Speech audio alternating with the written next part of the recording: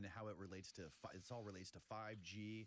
And there was a story that came out in like 2020, if I'm not mistaken, or 2019, about the Harvard professor who took money from Chinese spies, right? Yeah. And there was 2 students that got actually arrested for this. Yeah, so generally that's the story. There's a lot of nuance. Yeah, they claim to be dissidents. They broke away when they learned that the technology they were working on was evil, and they wanted to fight in this war for human consciousness. And as we get into that part, that seems a little bit more hard to believe. Yeah. There's the hack, which was like extreme. Like they were saying, we see you sitting on your green couch on the 7th floor of your building. You said this in therapy today. Tell us more about that. You had a conversation in a car with your dad 5 years ago about this verbatim. So the put me in a position to engage in this All right. hard to believe part of the story. So everything I just said, for people who are Get listening, to is it. sort of like what we're going to go through this podcast. Hey, Minz. Imagine we're just going to go through this like in a linear fashion. Yeah. We can start from the beginning. Let's talk about like how they originally contacted you. What your You're gonna love this podcast, Mitters. Love it. And then, you know, The title is 5G nanobots and how they're using to mind control you, everything on the podcast, which people can listen to. We'll link it below. or how they're being used to mind control you. Something. Go ahead. Yeah, so pretty much day one, unemployed actor sitting on my green couch, as I said, looking at Instagram probably, and I got a notification, which was an event at this point in my life, and so I went right to it, and it was a comment on a picture that I'd posted a few days prior.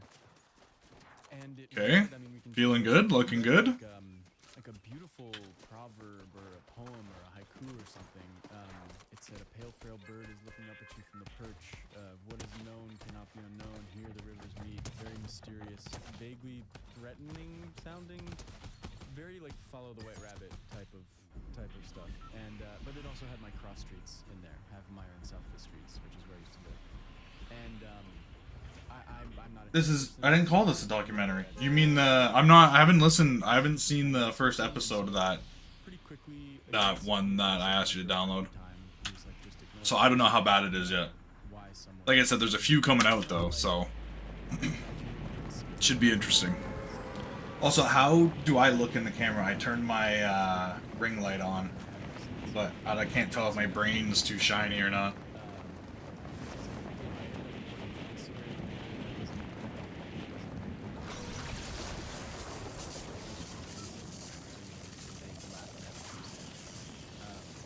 Very nice.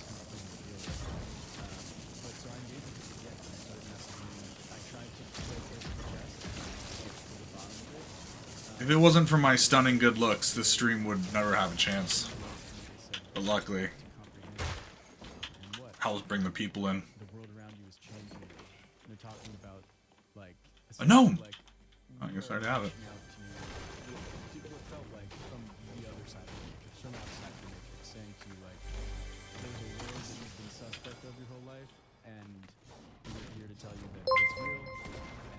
Paquito! What's up, buddy? Yo, let me know if you ever want to get down with some of this, you know?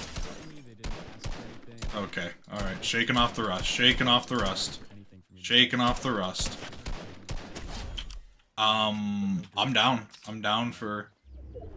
Oh, son of a bitch. Group Fortnite.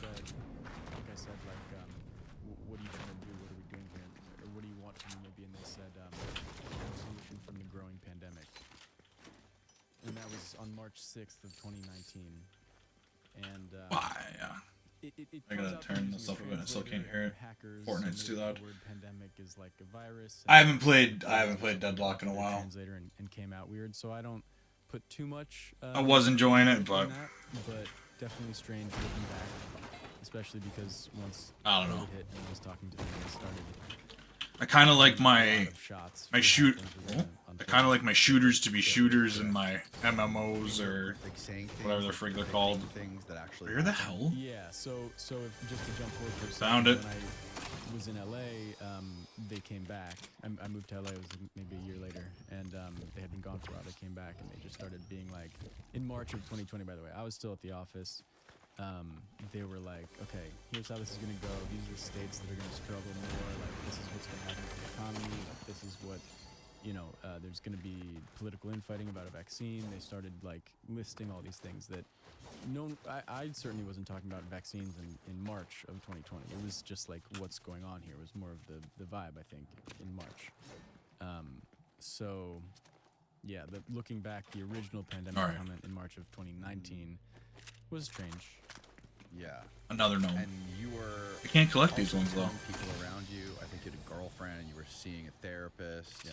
You were telling them all about this. Yeah. Thank God well, actually both of them, because it came out that the hackers were flying drones twice that I know of, because I lived on the 7th floor with like big windows, and actually 2 weeks before I ever heard from them, before the first message, I was sitting another probably unemployed day on my couch, and I noticed a drone flying outside the window, and I called my girlfriend in, and she's on the show to corroborate this. And I was like, oh, that's weird, look at that. And I pointed see at Sean's? it, and it just went, like, flew immediately the second I pointed. Like, it seemed like it was sitting there watching, saw me see it, and flew away, but the messages hadn't come in yet, so I was like, oh, weird, but probably not something. This guy's talking a about thing, or, whatever. Speaking of some hackers. And then later, once the hackers... from China? With the hackers, they made themselves known. I was sitting writing a screenplay about this with my buddy, because that's how I was processing it at the time. And the drone came back, and he saw it, and then also, as you said, yeah, my therapist. I have him on the first episode because he was there from the beginning, and I just wanted someone to validate, that this isn't made up. And when they first engaged with you, they started talking about 5G. Yeah. And Huawei. Yeah, that was, I think one of the first messages was the Huawei incident wasn't isolated, and we have our acknowledgements. You gotta try to settle in here and figure out I've read these messages. a good way to sit. When they're talking about the Huawei incident, they're talking about, like, there was something that came out where, like, the FBI, are you talking about when the FBI, like, acknowledged that there was, like, we were buying Huawei equipment and installing it on, like, phone towers and cell towers that were near, like, nuclear bases that Bitters, were what's Huawei? somewhere in like the You know? Midwest, the U.S. Oh, I don't know about that, because that... Really, it's on the wrong screen. I mean, that could have happened. I think what they were referring to was the CFO got arrested. Oh, wanna be on her this name was screen? Meng Wanzhou. Wanna be on I this think screen? She's the daughter of the CEO. Oh, I think we'll be on She this was screen. arrested, and then she was being held in Canada, and we were trying to extradite her, and the charge was it was like conspiracy to defraud multiple international institutions, which I don't really know what that means, and I think that's the point. I just heard something. And I think she inevitably just got sent back. BXNC123. Thank you for the follow. Appreciate for that. A couple of our people that they had. Yeah, Steve, can you find that story? Welcome where to the the stream. CEOs of Huawei's daughter.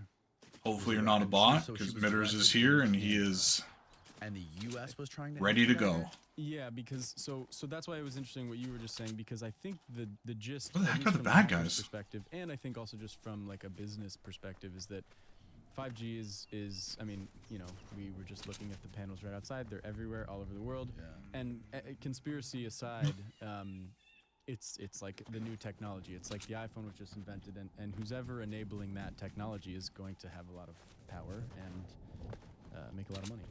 Yeah, and this is from, when was this? This is from April 14th, 2019. Huawei's founder says his daughter hasn't faced hardship and her arrest will make her strong. Alright, sounds good. This one kind of feels like it's a little bit She got arrested. outside of my realm of things, but I do like this guy's podcast. This was the newest episode that he released, so I just clicked on it. Her stronger since she's faced very little hardship in her life. But give her some character. Yeah, well, he's honest in that regard, I guess. it does sound But yeah, what G would bit say, much. my hacker, that's what I come to call them, is well, I guess also from a grounded perspective too, is that if Huawei is enabling the 5G towers in America or in other countries, that means that essentially the Chinese government is going to have access to the information that flows through that, which is everything. Yep. And that does not, that rubs our government the wrong way. There was a story that came out, I think it was always at Stoop's last place. year, like late last year, where I guess the FBI was investigating how I think it was Verizon. I believe it was Verizon. I could be wrong. It was either Verizon or AT&T was contracting out all of their work to they were basically like picking the lowest Good. bids to build all these cell towers, I guess, that were all over the country, and a lot of them were in like Montana area, where all of our ICBM like launch Sounded kinda sites close. are nuclear launch sites, where we have all those like Minutemen missiles, you know, Yeah. which are like in range of that nuclear facility. So if there's Huawei, and these were like all Huawei equipment there. So like the FBI had to investigate it and figure out how to like get rid of it and redo it, because it was like a huge like vulnerability to us. Yeah, that's surprising because I think that there's some resistance or maybe even some litigation to like limit Huawei's presence in America in general. I think What about that. in the But tomfoolery? I see Huawei A couple of those look so good. Wi-Fi networks and everything like that. So I think maybe we're keeping them at bay, only for the reason that, to an extent, we're different from China in that, like, if Huawei's a corporation, but it's probably also the government. Whereas, Right, yeah, because that's like everything in China, right? right. I think. I mean, allegedly, but Allegedly. Okay, I started getting it kind of dialed in there, but man, that was and not. to say that our corporation. Ooh, I see somebody over there. is probably a bit That- naive, but yeah, there yes, might be a few more steps between the two. Definitely. Yeah. Definitely. But would China ever let the U.S. No. install their equipment in their country? No. Hell no, Yeah. never. Yeah. But we just do it because it's the. Can you find that story, Steve, so we can actually see what it actually said? Basically, about the FBI investigating. Well, now it looks military like there's equipment people around me. in cell towers. It also makes me wonder about the South China Sea and Taiwan and all the microchips too. It's not encouraging, but I wonder if those microchips are the ones that are being used for it. I don't know. I'm not an Yes, expert, but this is it. FBI investigation determines Chinese-made Huawei equipment could disrupt U.S. nuclear arsenal communications. Wish I had a scope. Chinese government was offering to spend $100 million to build an ornate Chinese garden at the National Arboretum in Washington, D.C., complete with temples, pavilions, and 70-foot white pagoda. The project thrilled Pagoda. locals officials and hoped it would attract thousands of tourists every year. Surprised that Yeah, the dude that I there's- saw running there's this way more- didn't come by. There's more about like if you scroll down, it'll show you. Since 2017, federal officials have investigated Chinese land purchases All right, near fuck it, we're moving. critical infrastructure, shut down a high-profile regional consulate believed by the U.S. government to be a hotbed of Chinese spies and stonewall. I don't like the spot I'm in. Saw clear efforts to plant listening devices near sensitive military and government facilities. Amongst the most alarming things the FBI uncovered pertains to Chinese-made Huawei equipment atop cell towers near U.S. military bases in the rural Midwest, according to multiple sources familiar with the matter. The FBI determined equipment was capable of capturing Let's just and do this. disrupting highly restrictive Defense Department communications, including those used by U.S. Strategic Command, which oversees the country's nuclear weapons. yeah. I appreciate this deep dive too because it's also it gives some context to it that's a little more grounded. So it's not like you have to go full conspiracy. It's also I remember I heard something about Once I die, I'll switch podcasts. it wasn't maybe specifically this, but it was like Chinese corporations or government, whatever, buying up like massive plots of land around the country too, and that it's like privately owned and traded, so that's legal and everything. But The holidays are creeping up faster than you can say pumpkin spice. This year, make the in-laws bask in the grooming perfection you get from the latest masterpiece by Manscaped. The Chairman Pro Electric Foil Shaver. It's like Rudolph for your face, guiding you to a smooth, irritation-free shave. Head on over to manscaped.com and join over 11 million men worldwide who trust Manscaped by using the code DannyJones for 20% off plus free shipping. I've purchased almost every brand of electric beard trimmer on the market, and none of them come close to the smoothness and versatility of There's just Manscaped. a lot of randomness going on here. When I finally got my Chairman Pro electric razor, I realized how painless close. Everybody's just in a car. But there's way more. This thing is solid, waterproof, and has a light on it, so you can even shave in the dark or in the shower. It comes with two specialized heads, the 4-blade foil for that superhero smoothness, and the stubble trimmer, which I use for when you want that neat holiday scrub. These quality heads minimize minimize razor burn and irritation because nobody wants to show up to the holiday party looking like they lost a fight. The Chairman Pro has flex adjust technology. I could even shave Santa's neck folds, and that pivoting head would adjust to every curve and crevice. What in the okay? And like a stocking stuffer, it includes an LED spotlight because Manscaped rules. And as I already told.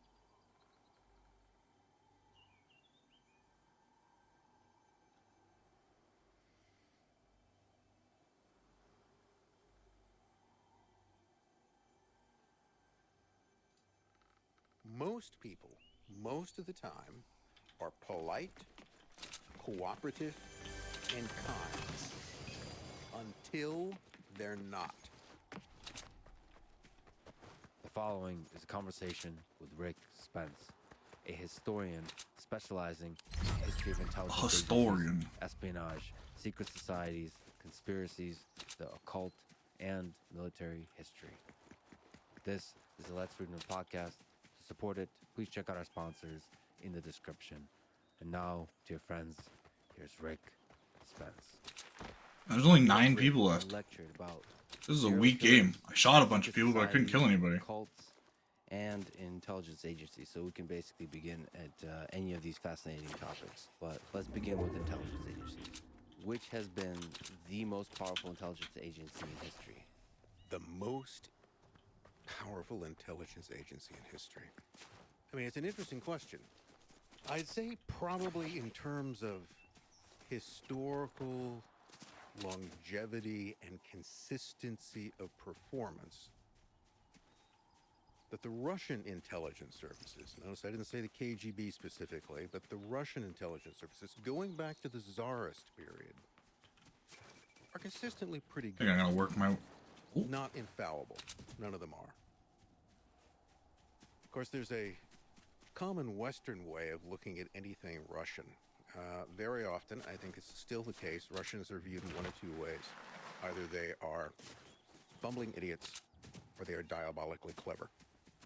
No sort of middle ground. And you can find both. That's it? Just those two? So what I mean by that is that if You you're know I looking like at my mushrooms, the don't modern worry.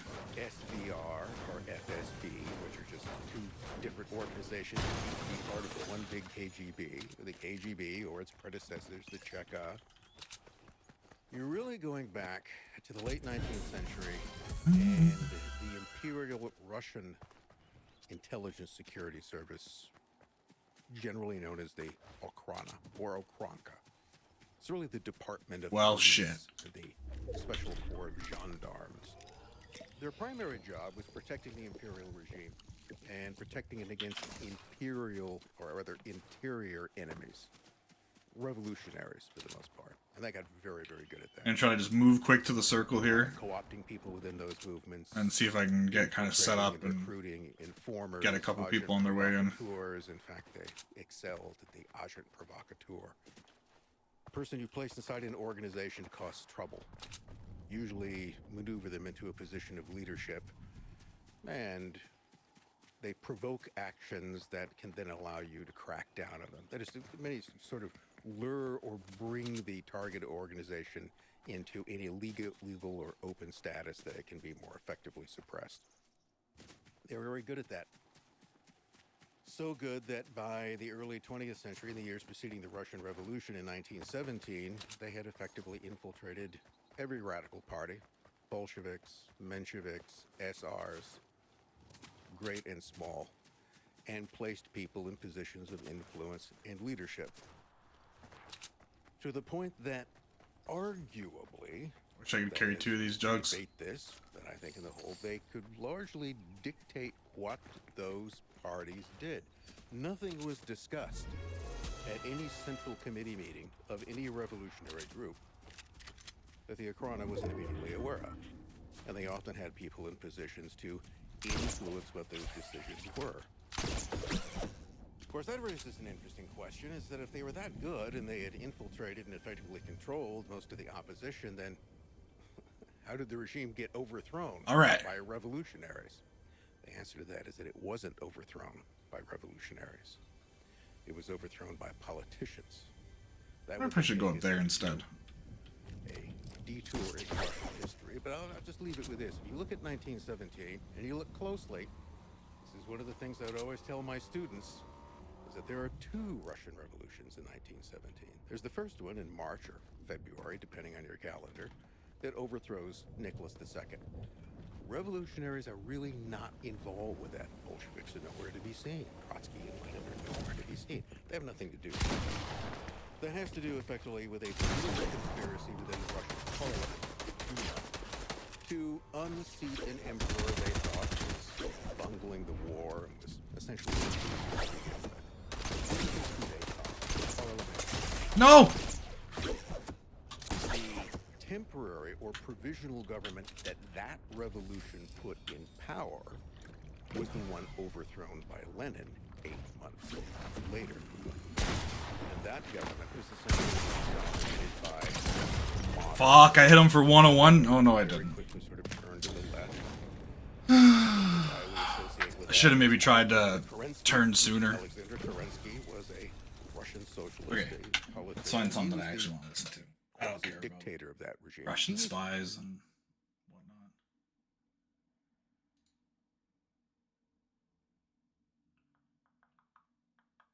Top aerospace scientists. Oh, here you go. Back to UFOs, man. Good stuff.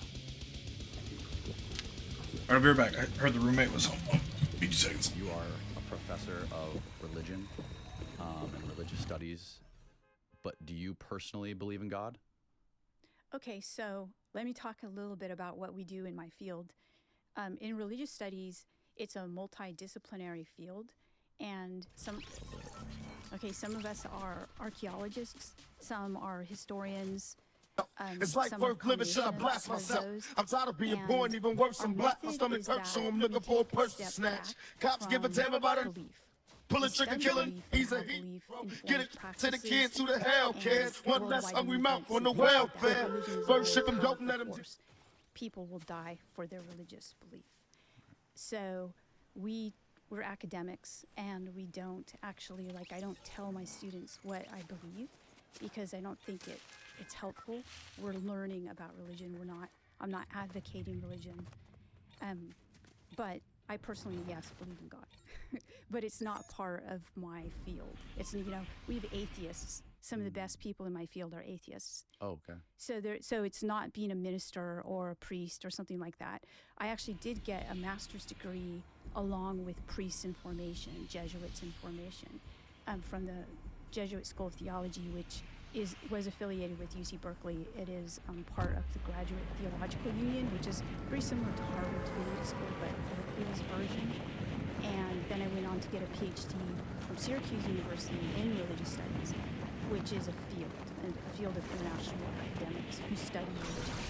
A lot of people are religious who study religion, but a lot of them are not as well. So that's the first thing, is I just want to get clear what the method is.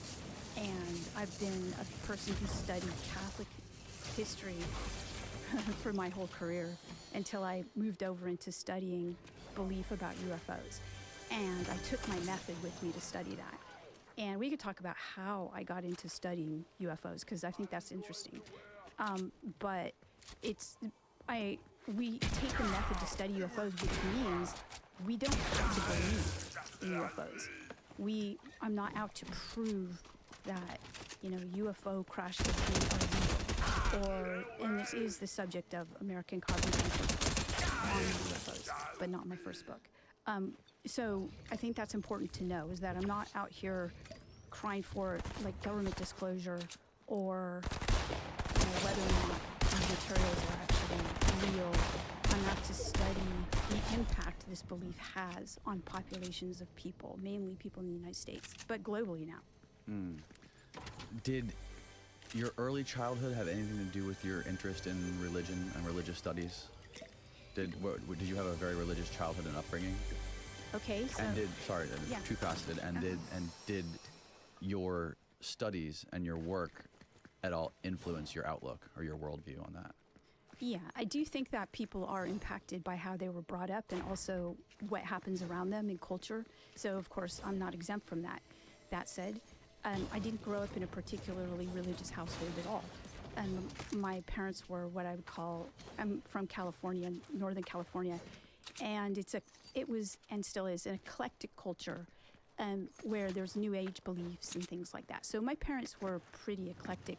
My father was Irish Roman Catholic. My mother was pretty secular Jewish, and they were interested in a lot of things philosophy. So we did have a library of books about philosophy, and I read those as a kid. And I was very interested in religion and philosophy. And I did make the decision to study this pretty young. So yes, I think I was really interested in how people would have pretty extraordinary experiences, and these would shift their lives. And I was interested in why. You'll also have to understand that I went to graduate school during the late 90s, which was the time period of the dot-com boom. And so I'm in California. Technology is just kind of flourishing at this time. And I'm seeing that the infrastructure is changing the way people believe in their religion.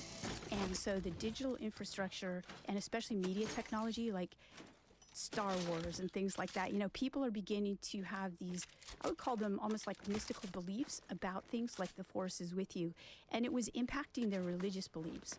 And so when I went to school, not only did I study ancient texts about different religions, but I also studied the ways in which people took their own beliefs and they incorporated, the lexicon of Star Wars into those beliefs as well. And those were part of the whole landscape. So I really focused on technology and religious beliefs. That was like my focus all throughout studying Catholic history and also studying what I study now. I'm sure you studied religion and belief for a long time before you ever even thought of the UFO phenomenon. Yes. What was it that introduced you to this? Like, what was the moment like when you first got introduced to this and started to look into it? And what were the biggest connections between the logic of the UFO phenomenon compared to early Christianity? Right. That's a good question.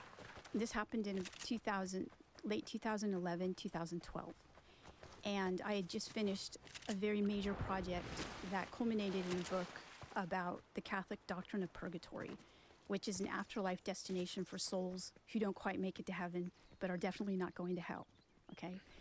And this doctrine kind of had fallen off the map for Catholics, and I wanted to know why.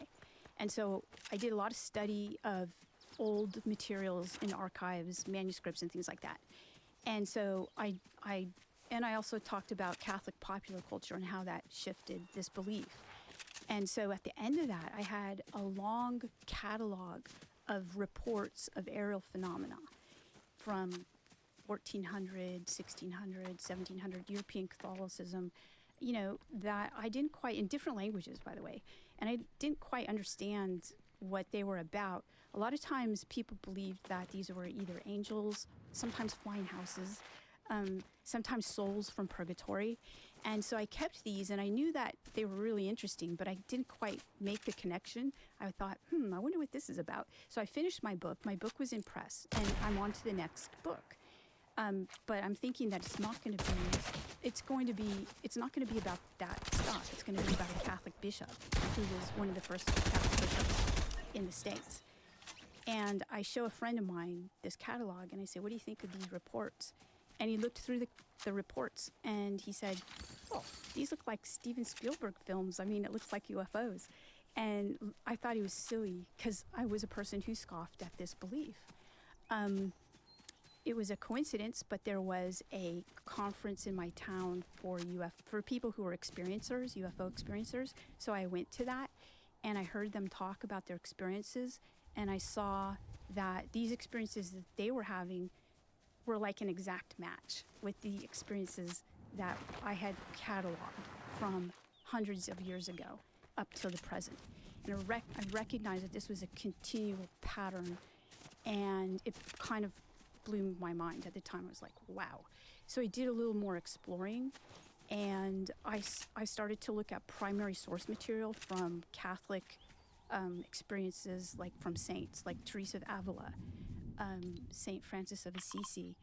And when I started to read the primary source material, I saw that it was also very similar to what you would see in John Mack's book, because at this point I read John Mack's book Abduction. And it literally, these experiences of the saints could be other chapters in his book. And so at the time I knew Jeff Kripal, but not, he's a professor at Rice University who looks into this type of thing. And I told him, I said, have you seen this? And he at first said, no, Diana, no, I don't think so. And then I took some of the stuff that I had translated and sent it to him and said, they're talking about little beings and they're phenomenal and other things that happened in John Mack's book. And he was blown away too. And that was the beginning of my writing about UFOs and looking into modern day reports of UFOs. And honestly didn't think I was going to experience what I did when I went into studying UFOs. I thought it was going to be a natural progression of moving from, using this method that I have been muted. Fuck. Thank you for telling me. Son of a bee. I muted it before I left and I forgot to unmute it. Studying UFOs, I immediately And I was just saying that this game is just a classic. It just runs super well. It plays really well. It's like, it's just nice and smooth. If you like shooters, it's good. They're putting out the first person mode soon. First time in like a decade or whatever. I don't know how long this game's been out even. This is what happened, and this is be interesting to see how that plays. I wrote my first book about UFOs, and so I found myself in an environment that was absolutely completely different from anything I had ever studied before. Now, when you say these experiencers that you met with, their experiences were an exact match of what you were reading in some of these old texts. Can you give me some like specific examples of like what was the thing that stood out to you most? Yeah. So this would be disturbing for people who are fairly literally like Catholic, right? And by the way, I am a practicing Catholic, so it was. I thought she said she was atheist. Rude, Can you be both? But, so if you look at Teresa of Avila, she's a nun who is now a doctor of the church. She's a very well-known, beloved saint in the Catholic Church. She had an experience with what she considered to be an angel. But when you look at the primary source material, and this is in the 1500s. Atheist, yeah, right. And I swear she said she was an atheist, like not even 5 minutes ago. Spanish Inquisition. So now she's a practicing Catholic, so I'm not so sure. I've heard her speak before, so like I'm pretty sure I've heard her say that she is a full atheist. So that was weird. Basically, I know she's one of the. I don't know how many people, but she is somebody that's actually had access to some of the Vatican archives. So she's done a lot of research. And it was about 3 feet tall. And she said it was very shiny, and she said she was confused by it because when she saw angels prior to this, they would be imaginative angels. Something she made the distinction that this was not an angel in her imagination, but this was an actual fleshy thing. She saw it, and so she was confused. She didn't know what kind of angel it was, and she said it must be a cherub. A cherub? That's what she said. What is that? Those are little baby angels. So in Catholic history, you have different types of angels, and so the cherub is going to be kind of a little angel. She's not. She's a. Okay. So she. Whatever. But you could tell that she wasn't even sure it was that. I didn't freaking die. I've been slaying it. What do you mean? I've been on fire this game. And looking at her. I'm dialed in. Description of the event, because this is a very representative. I almost just melted that scarecrow. Encounter in Catholic history. And there's a very famous statue in Rome by Bernini, who is a sculptor, and you see her and this little angel, and it has a dart.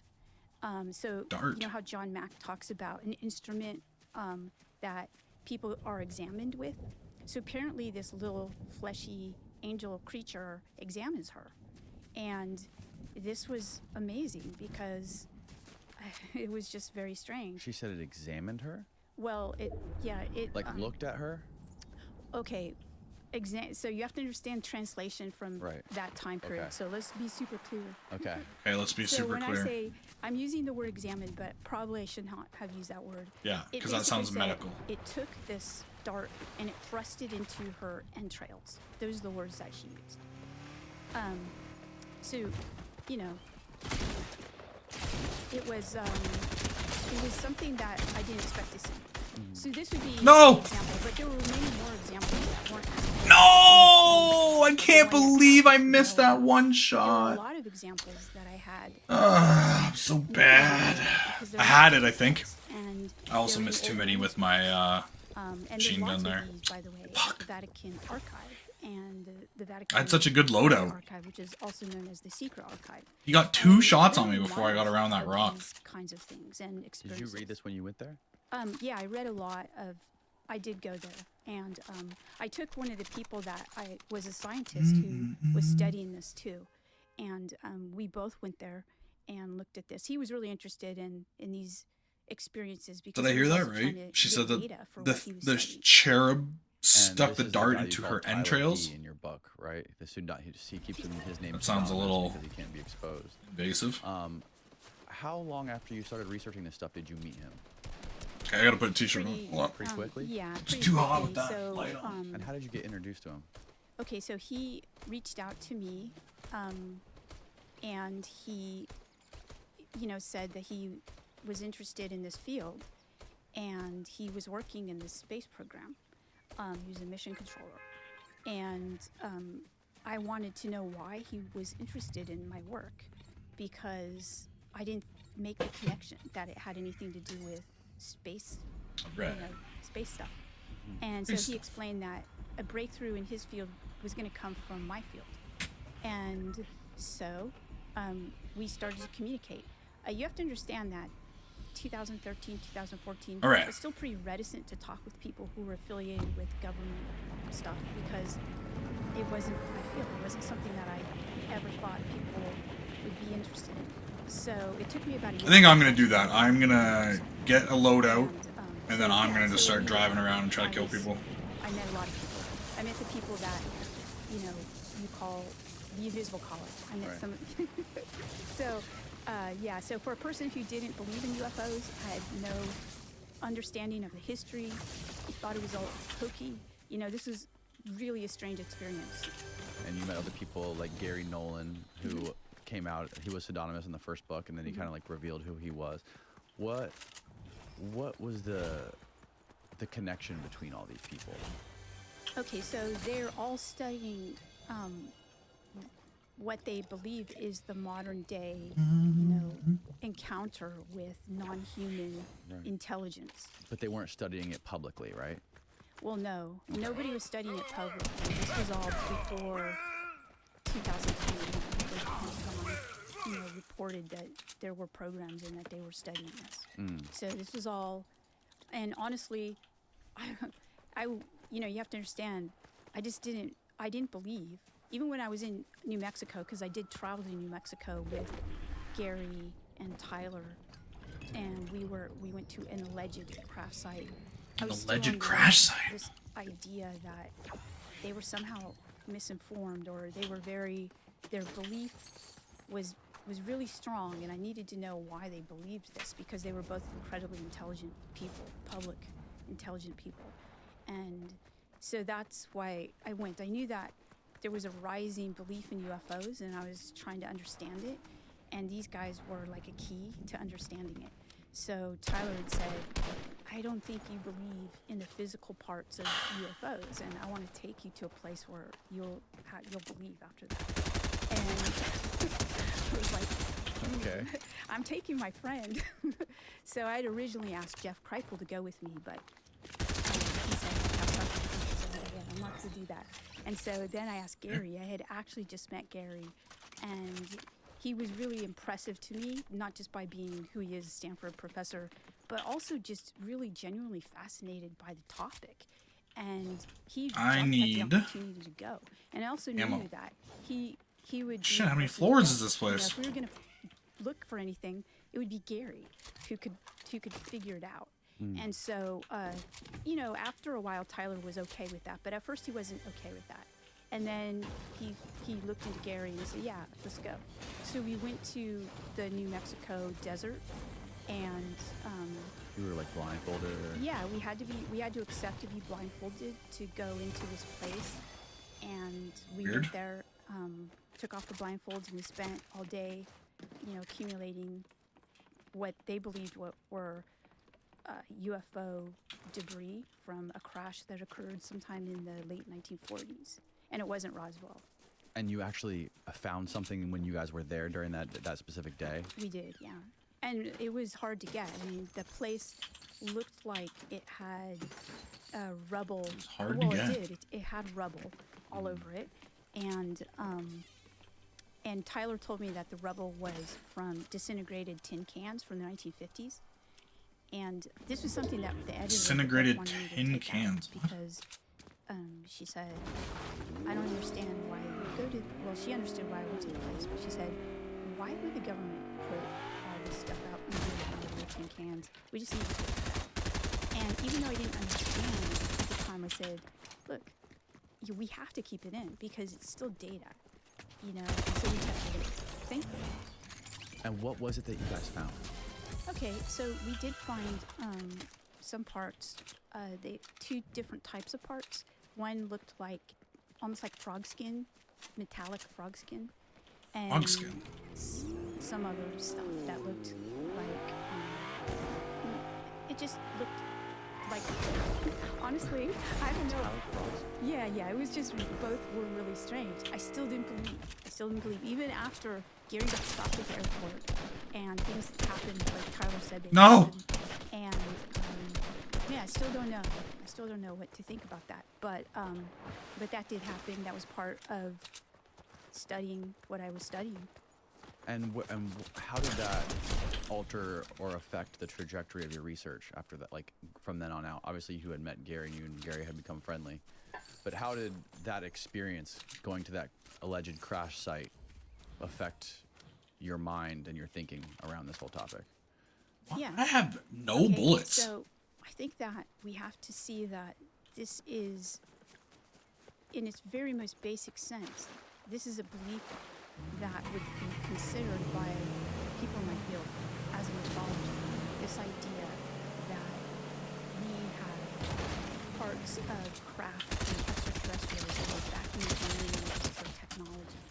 This is actually a myth. This is, the Greeks had the myth of Prometheus. Prometheus was a, god person who gave humanity fire, which was a tool and a technology, gave humanity technology. So this is like the modern Promethean myth. That's how I was looking at it. But it's something more than that. And that's really what I was trying to figure out. So while I was writing the book, it was incredibly difficult to write as an academic because I felt like this is more than a myth. Something really interesting is going on here.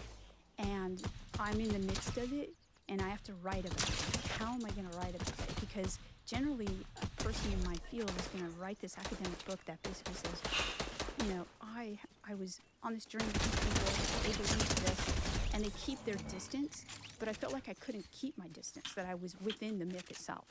And so Sometimes I feel wrote it really bad kind of when I as miss what I a feel journey are of really how I easy was writing shots. it, actually. So even the book itself was not a typical academic book, even though it was published by Oxford.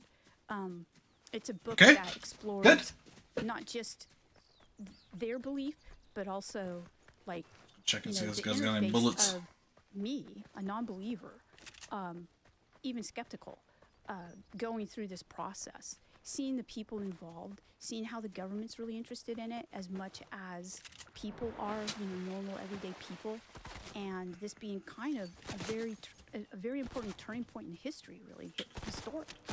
And yeah, so I guess even with the second book, I kind of continued on that journey and describing it, basically. How do you explain what's going on now, like in the public media, like the public-facing media, with like the Pentagon reports and the New York Times, talking about and declassifying all these Shit hurts so bad. radar encounters with these Navy pilots are finding, and publishing these videos and saying that it's Oh, I shouldn't have drank the off-world big first. That was a technology. mistake. Sheet. What do you think? Like, I know you said that you encountered a lot of misinformation and disinformation on this topic, and that there's a lot of energy that goes into muddying the waters. What is your take on in the last however long it's been, like 6 years or whatever, that the U.S. has been trying to make this more public facing? Why do you think that they're doing this? Yeah. That does sound kind of fun, but no, because then I'll just get friggin' smashed by everybody in the ranked games that are so much better than me. Mostly the traditional religions, like the big religions, and so I have to rely on whenever your kid's around just to try to play. The early Christian That's why I should have just had a kid of my own. was completely different than the kinds of churches that were institutionalized. Radically different. And what happens during the process of an institutionalization of belief. So this happens with the Roman Catholic Church. They take the Christian belief and then they institutionalize it in the 4th century. And how they do that is they make other beliefs about Christianity heretical. So you have Gnosticism, for example. Those books are burned. We do have Gnostic texts, but Gnosticism is a form of Christianity that sprung up in the first 300 years of Christianity. And there's different types of Gnosticism, so different, we would call them denominations. Yeah, they are. They're pretty cool. That's what I mean. Like I was saying earlier, just about this game. Like it's just such an easy game to play. It's something that they experience themselves, like the Holy You Spirit. know, feels good. Feel it. It's more like an experiential knowledge. The way I talk about Gnosticism to my students is I say, take a chocolate bar. Okay, would you rather know the chocolate bar by eating it or by reading the ingredients on the back? So it's an intimate knowledge of something. Okay. That's Gnosticism. That makes sense. So the Gnostic Church was like almost eradicated at that point, or it was submerged into the Roman Catholic Church. Yeah, So I mean, this is the I type of couldn't get things into you it see, when the institutionalization. And Oh, through person? What was? institutionalization I couldn't get comes into it some when building was a suppression of thing. voices. And so you're going to expect to find that. That's what I'm looking at. And I look at that in the second book. So I was like, okay, we're institutionalizing this belief now about extraterrestrials. Right. What are the voices that are being not heard or drowned out? And why is there so much misinformation? So it's a control of information that you see happening. And that's what's happening now. And with early Christianity, before it got institutionalized, it was suppressed, right? Like you explained to me how earlier offline, how Jesus was like spreading this message, and it like in the Roman Empire, it was frowned upon, and people were punished for practicing this religion. Yes, so Graphic. being Jewish in the first century was hard. Right. And so there were many groups that were trying to exist. And Jesus' movement was one of those groups. There was another group that were zealots. They believed in armed rebellion, but there weren't enough of them, so they couldn't pull it off. So Jesus was basically teaching Jewish people, his congregation, the people who would listen to him. He would always talk in parables and things like this, basically. He was talking to people who were ready to listen to him. He was okay with not everybody listening to him, by the way. So he had a very specific message. And so he was basically... I don't know if that's the right call to drop all those minis, but And his followers loved him so much that they called him the Son of God. I never feel like I really get a chance to heal near the end, so... He was the Son of God. So we tend to look back and think that they had this, the people during that time period had this mythology called, they had the Greek and Roman gods, and it was their mythology. That was actually their religion. So Jesus' followers were identifying him as primary and the Son of God, kind of like the head honcho, against Caesar. And that would be called treason. And so the punishment for treason is crucifixion. So he was crucified for treason. So who was God? Okay, so God would be, if you look at, God is either Apollo or Zeus. That, Okay. So there's, but they had somewhat of a pantheism, an idea of, there were various different forms of belief in God. So obviously Jews had their own idea of God. So it was competing divinities at that time. I can easily see the Ah! parallels in between how the institutionalization of Christianity and the institutionalization of What in the UFO world is phenomenon, happening? how it has always been like this incredibly stigmatized topic, and now they're making it more mainstream so people can. I mean, there's so many blockbuster TV shows that cover this topic. It's almost unfathomable. But that's No! the thing, that the government isn't necessarily talking about the ancient aspect of it or the religious side of it. They're talking about it as it's just technology or like quote unquote aliens possibly. Yeah. So I think this is interesting. I think that there's one thing that shifts this, makes it different from the Christianity example. You know, I would say that UFOs right now are having a Christianity moment where there's, you know, the institutionalization going on. But the one thing that's Oh my God. whereas the other was the focus on we have the divinity, or we, you know, the Catholic Church is the one who has the access to. He the backed divinity. into the rift. It's an interesting shift in That might have just saved my life. I don't know. Secularized. Can you define secular? Oh yeah, secular is not religious. Okay. There's no religion here. But that completely goes against what I'm looking at. So I'm happy to call it secular if that's what I found. Like I said, I don't care. You know, I'm not here promoting, you know, the existence of this or that. I'm just Oh, another doing my gnome! job, which is basically to see what I see and then make conclusions based on what I know and the data. And so what I find is that the very people who are most immersed in the study of even the quote-unquote That makes it all worth it right there. are having experiences that I would call religious-like experiences. Alright, sounds good. And Oh, well. these Mark it on the map, are mids. changing them and shifting them. They live really. This is why almost people like tune in to the monastic greatest lifestyles. stream in the world to learn that kind of So, stuff. To not include that as data is probably, and well, let's just put it this way. I think it's interesting. I'm including it because that's what I see. So I think that the public-facing aspect of it, not including that data, I think that there are probably reasons for that. One of which is they probably just aren't trained. They don't know. They miss it. So here's an example. The recent James Fox film. Oh, that's one of the ones Brazil. coming out. Yeah, Okay, so love his stuff. He's great. he is great. Yeah.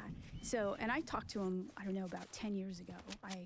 We were at a conference and he said, so tell me about the religious aspects of this stuff, because I don't see that connection.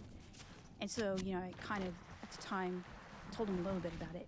But This was 10 years ago, he asked you? yeah, about 10 years ago. However, this last video of his moment of contact. Moment of contact, Yeah, yeah. yeah. So Varginha, Brazil, there was a crash landing, and apparently there was a being that was running around the town for a couple of days that was captured by the military. Or Yeah. two beings, rather. So this was fascinating to watch, mostly because to me what was interesting, you know, he's bringing he's bringing the framework of what I would call the secular idea of the UFO as extraterrestrial, crash lands, and then the government covers it up, and people are Men in Black. and intimidated, and the being looks really creepy, you know, these kinds of things. So all those elements are there. But what's also there, but what gets completely Where's missed that shooting? generally, Oh, right is there. that this is in a Catholic country. And the people that first see the being, they're like, what is it, a demon? It's not a human. So they identify it, and they also, there's a lore to demons as well. And part of that lore is that they have cloven feet, and they have a really terrible smell like sulfur. And both of these are mentioned many, many times. They come up repeatedly in the video. And I'm thinking, if I ever see him again, you know, I'll say, hey, you brought up a lot of the religious stuff, but Wow. he didn't see it because he's coming from a He secular has smashed religion. me. But a person trained in religious studies is going to see that, or a Catholic is going to see that. So I can't believe how bad he just smashed me. I opened up on him great, Yeah, and then I this didn't is land not another fine. shot. I shouldn't have pushed him, I guess. You mentioned the Clovis feet and the smell of sulfur. And That was this- crazy. I thought I had him for this is sure. Talked about That's too bad. a lot in some of the Ah, Catholic texts. Zaconator. So I'm not saying that that's what it is, because I don't do that. But I'm pointing out that when people had these experiences, in 1500, 1600. He must have headshot These me are with the that same first. kinds of things that they would say. When he They would jumped say, around the "It tree, he smelled like friggin' sulfur." blasted me. They would talk about the feet and things like that. Now there are a variety of different experiences that have patterns, historical patterns, but this is just one example. It's a wild example, and like I said earlier, there's really not that many documented cases of actual beings, right? Like this, we're mostly used to seeing like these flying discs. Yes.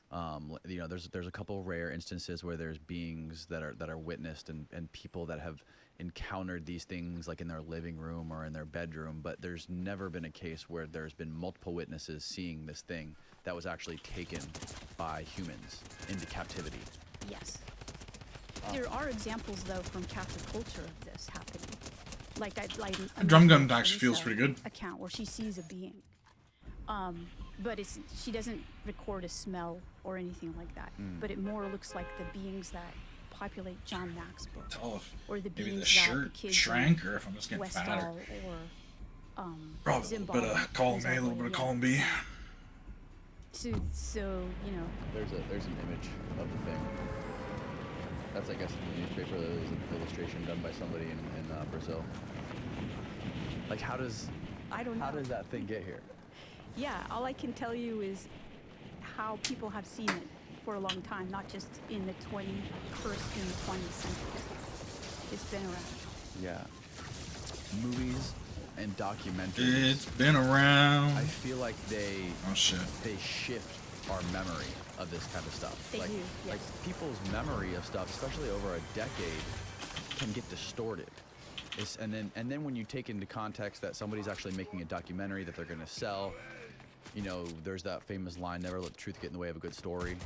You talk about this a lot in your book, how you were kind of like in the middle of this world of scientists and this world of like the media and movies and Hollywood, and you were finding like this connection between Yes. the two things.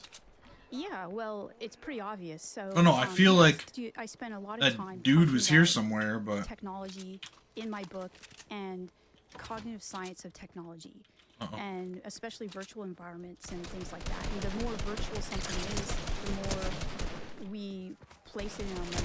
And I've written a lot about this, not just in books, but also peer-reviewed Found 'em. papers and things. And I work with people who all good. are doing this kind of work as well for good. Like when we see things in virtual environments, we believe them, even if we don't consciously believe them. They act on our bodies Die. if we believe them. So you can help people with PTSD in virtual environments. You can train police officers to deal with stuff, or even people in space. That's what I've been saying. I'm glad you friggin' finally said something. Nobody has said anything, and I've said it a bunch of times that they all sound like Arnie, and I don't know why. What they felt in the simulation. So, what does this have to do with People us? making me feel like I'm we're crazy. just normal people, and our constant interface with technology.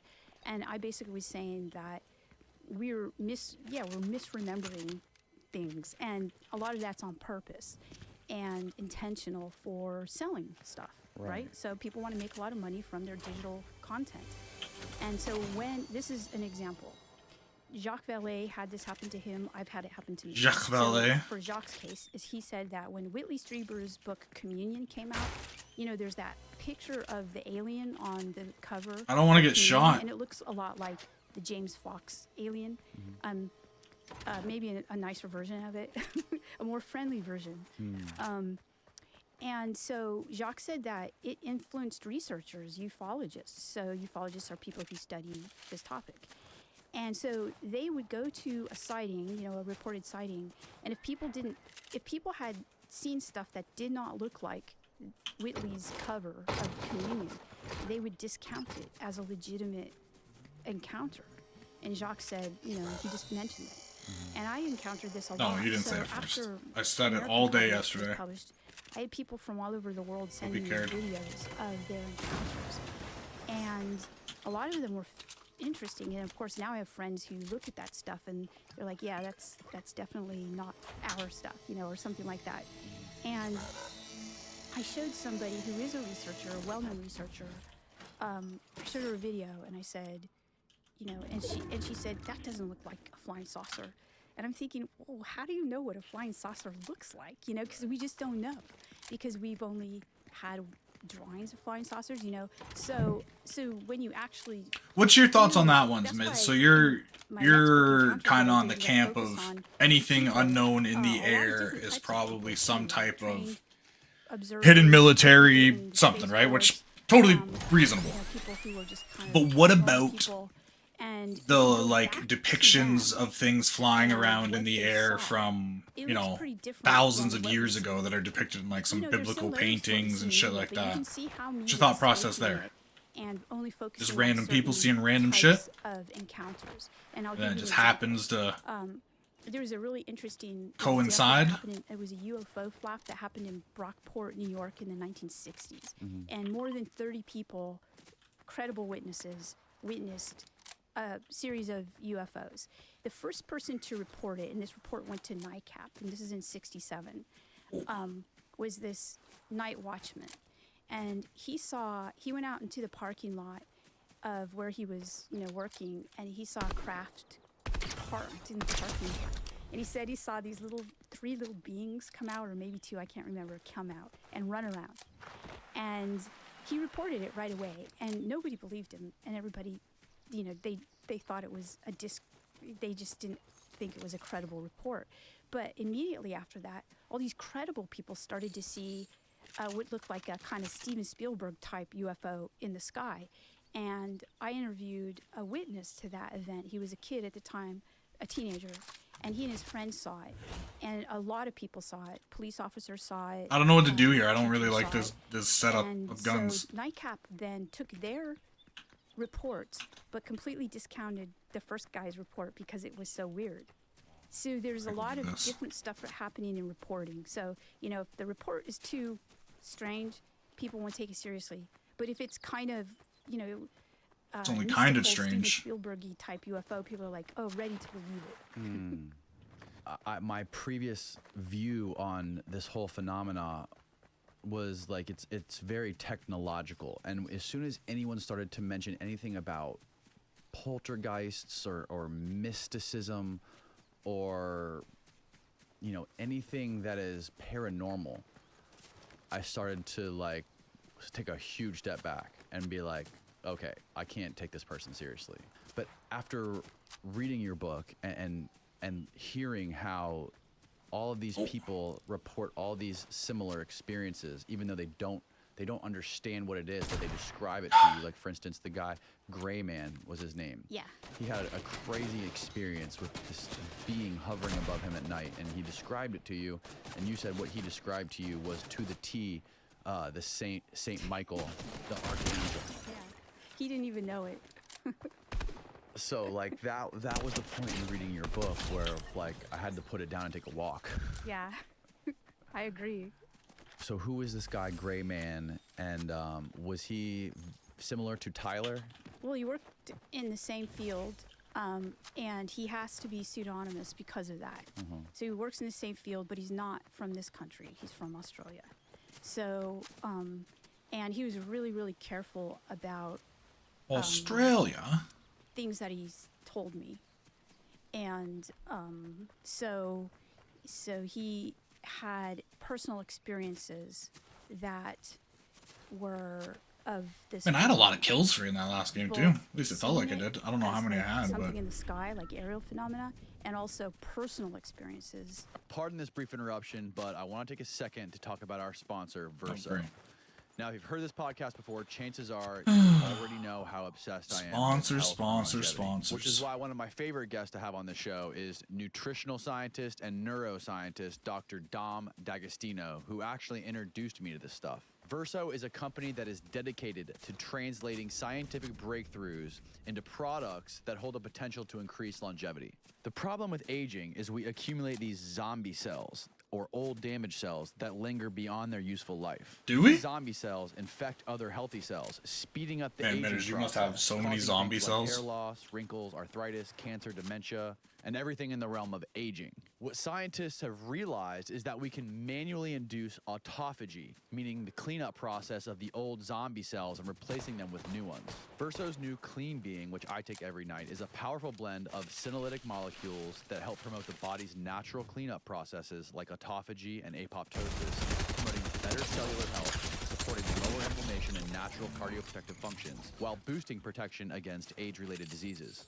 The three main ingredients in Clean Being are spermidine, luteolin, and dihydroquercetin, which play key roles in the control of gene expression. I've never seen this gun. For cell growth and proliferation, specifically when it Oh, comes it friggin' to looks badass, though. cardiovascular and cognitive function, skin health, vision, and the immune system. Head on over to ver.so and use the coupon code CONCRETE at checkout to save 15% on your order. I linked it Dead all guy below. on my screen. Now back to the show. What I found was that a lot of people who Here we go, on the line. when there are sightings of things in the sky, like aerial phenomena, some people just see aerial phenomena. And that's That actually they looks don't pretty have close. these experiences. Other people might even have the experiences, not even in that vicinity, and not even see something in the sky, but have experiences of it, which I found strange. And again, I'm not concluding right now as to what's going on because there's too much. I just don't know. And a lot of people have to bring data, right? We need more data, basically, and we need more people like looking More at this data. and taking the data and not discounting stuff because it's so weird. I guess and I'm with you. Like, I used to discount people like this all the time. I don't believe in it at all. That's because I it think sounds that crazy. What why. we need is we need someone who's like that, who comes along and says that, Oh, I was kind of trained to look at weird stuff because I'm in religious studies. What do people believe in religion? Well, if you look at if you're religious and you're believing some stuff that can't be proven. If you believe in angels, we've never proven that an angel exists. We can't put it under the microscope. So we have no objective proof of religion. So I'm already trained in this method. So looking at UFOs, we have a lot more proof of those. We have like radar. We have the government now basically saying, yeah, there are these things. We just don't know what they are. They could present a problem for us in airspace and things like that. And of course, we have people studying them in these programs. And a lot of the people that study them in programs have very weird experiences that are not talked about. Even the history of the space program, the Russian and our space program, our American space program, we have founders who had really interesting experiences, like Jack Parsons. Yeah. I don't know where he went. Totally bizarre, and most people will not want to talk about that, especially. I if wish they're they still had working shockwaves in. for NASA or I like aerospace. shockwaves. They're not going to talk about that. Could you describe briefly to people who Jack Parsons was? Yeah, so there's a couple of people that are recognized as the father of rocketry.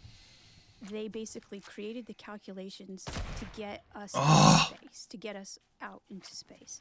And one of these people is Jack Parsons, probably the most effective. Werner von Braun is one as well. But he actually gave a lot of credit to Parsons. So I don't use this gun, meds. I'm terrible with it. And how did I Parsons can't do understand that? if like it's Well, he got had a bullet really drop or if it interesting way. He lived in isn't. the early 20th century, and he was working on. Sometimes rocket it seems like I technology, got it, and then but other he times, also was no a got it. friend of L. Ron Hubbard, who started Scientology, and Aleister Crowley, and he had this crazy life, and he lived in Los See that, Angeles, and drop he would right do there. rituals in the desert, and he thought that these kinds of things would help him basically download this rocket technology.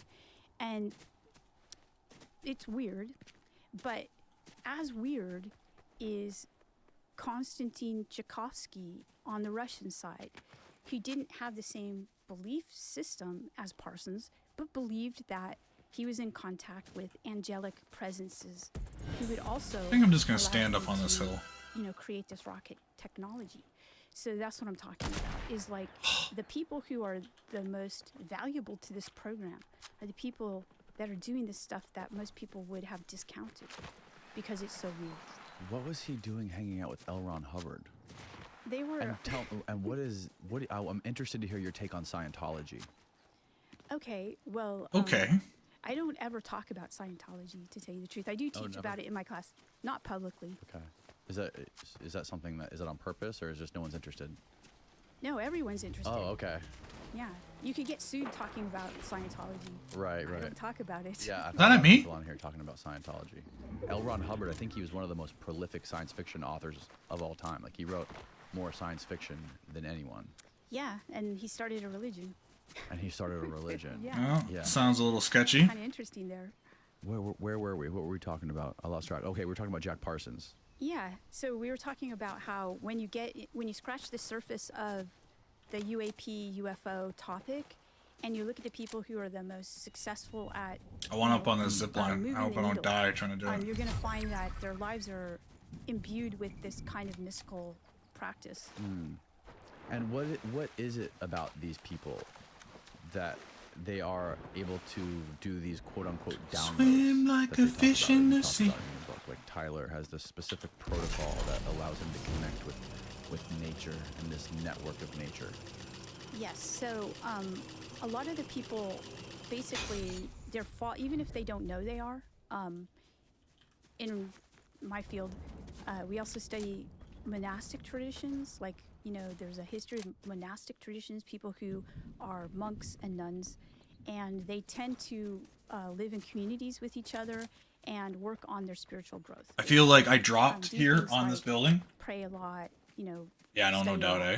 I'm And so excited what I for it. noticed This is the about first Tyler election was I've that ever he really lived a fairly been interested in. monastic life, even though he would never know that or call it that.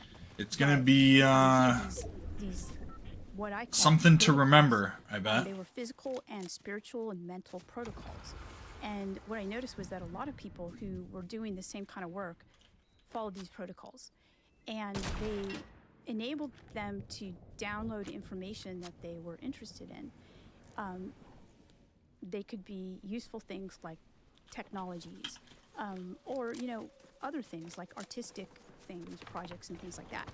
And so when I finished American Cosmo again, it was out there. A lot of people with this ability reached out to me, and I met a lot of very incredibly successful people who were doing this their whole lives, doing this similar thing their whole lives. And so I interviewed them too, because I wanted to know, what's going on? What were they doing? Why are they doing this? And so what I figured out, for the most part, is that religions, different traditional religions, were the traditions that held these technologies. And now I see these protocols as like body technologies, or, technologies of connection. And they would enable people to be super creative. This is a bad and idea. help culture in many ways. Like Teresa of Avila is a doctor of the church. She was able to do this. She was a nun. And a lot of the tradition in the Catholic tradition, the saints, they were doing the same thing. They were, they had these practices that enabled them, they believed, to connect to their God. But that's just because we didn't have a global society. Now we have a global society, and we can actually do analysis of what's going on when people are connecting. Harvard's done studies of people who meditate and how it changes physiologically. Yeah. So, so I think that the one thing I learned most from my work so far into UFOs is Oh, man. we do them. And that's what I'm interested in right now, is that, because I heard the shot. That the other stuff is a huge distraction. Because if we could just focus on Yeah. this type of thing, it would That sucks. where people, they're able to. That sucks bad. resist being I was distracted so by the pumped media, that I won that fight, man. That focus friggin' on- submachine gun is sick. on what they actually are interested in. What are you really interested in, instead of being hung up on being distracted by stuff and consuming stuff and going on to the next thing because you're bored. Right. So these people are never bored. There's this thing that creative people, specifically writers and painters, they talk about when they're trying to get into like a creative flow process of doing their work, is when they start working on something, whether it be a poem or a piece of artwork, they just start by picking up the brush and just like splattering paint everywhere. And then once they start to once time passes, they start to like get into this flow, and some people like to call it the muse, where this thing just sort of comes out of the ether, and creativity and things just flow through you without thinking. That's right. That's it. That's similar to what Tyler was talking about, where he has just thoughts that enter his brain that have Yes. nothing to do with memory. That or sucks. I was dead either way because he was They're just gonna snipe me while I was healing anyways. the ether. Sounds good. Yeah. I might do Yeah. something like So that he's actually. not- Sounds like kind of not a bad He's idea. not the only one. There's so many of people. You know, there's so many people like that. So yes. So to me, that's the most interesting thing. And I was, and a lot of people were very interested. So I gave a class on it, you know, because, and people from all over the world took the class, and a lot of people who were doing it, because they want to know, what am I doing? Are other people doing this too? But doesn't, so the idea is that our bodies we're at the cellular level, it's all electronic, right? Like the electrons in our bodies that make up our atoms and our cells and our DNA and everything about us, and we're like 90% water. And the idea behind this is that, I'm sorry if I'm messing this up, but that our bodies are like these radio transmitters. And that like if we can treat our body the right way and eliminate all of these outside peripheral signals, that we can connect to some sort of network. Yeah, so I've talked to a lot of people about this because, you know, at some point my own training fails me and I need to like access people who are really into AI or into, you know, that are scientists. And so I've talked to a lot of them, and there are two different kinds of theories. One is that it's like a network, right? And there was a Jesuit priest in the early 20th century who built this network. His name is Chardon, Talleyrand Chardon. Right. And so he described it as the newest sphere.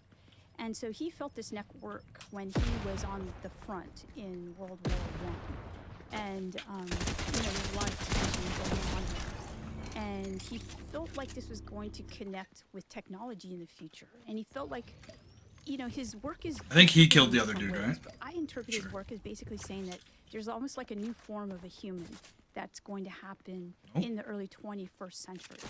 And he sees it as connected to this network. A new form of human. Yeah.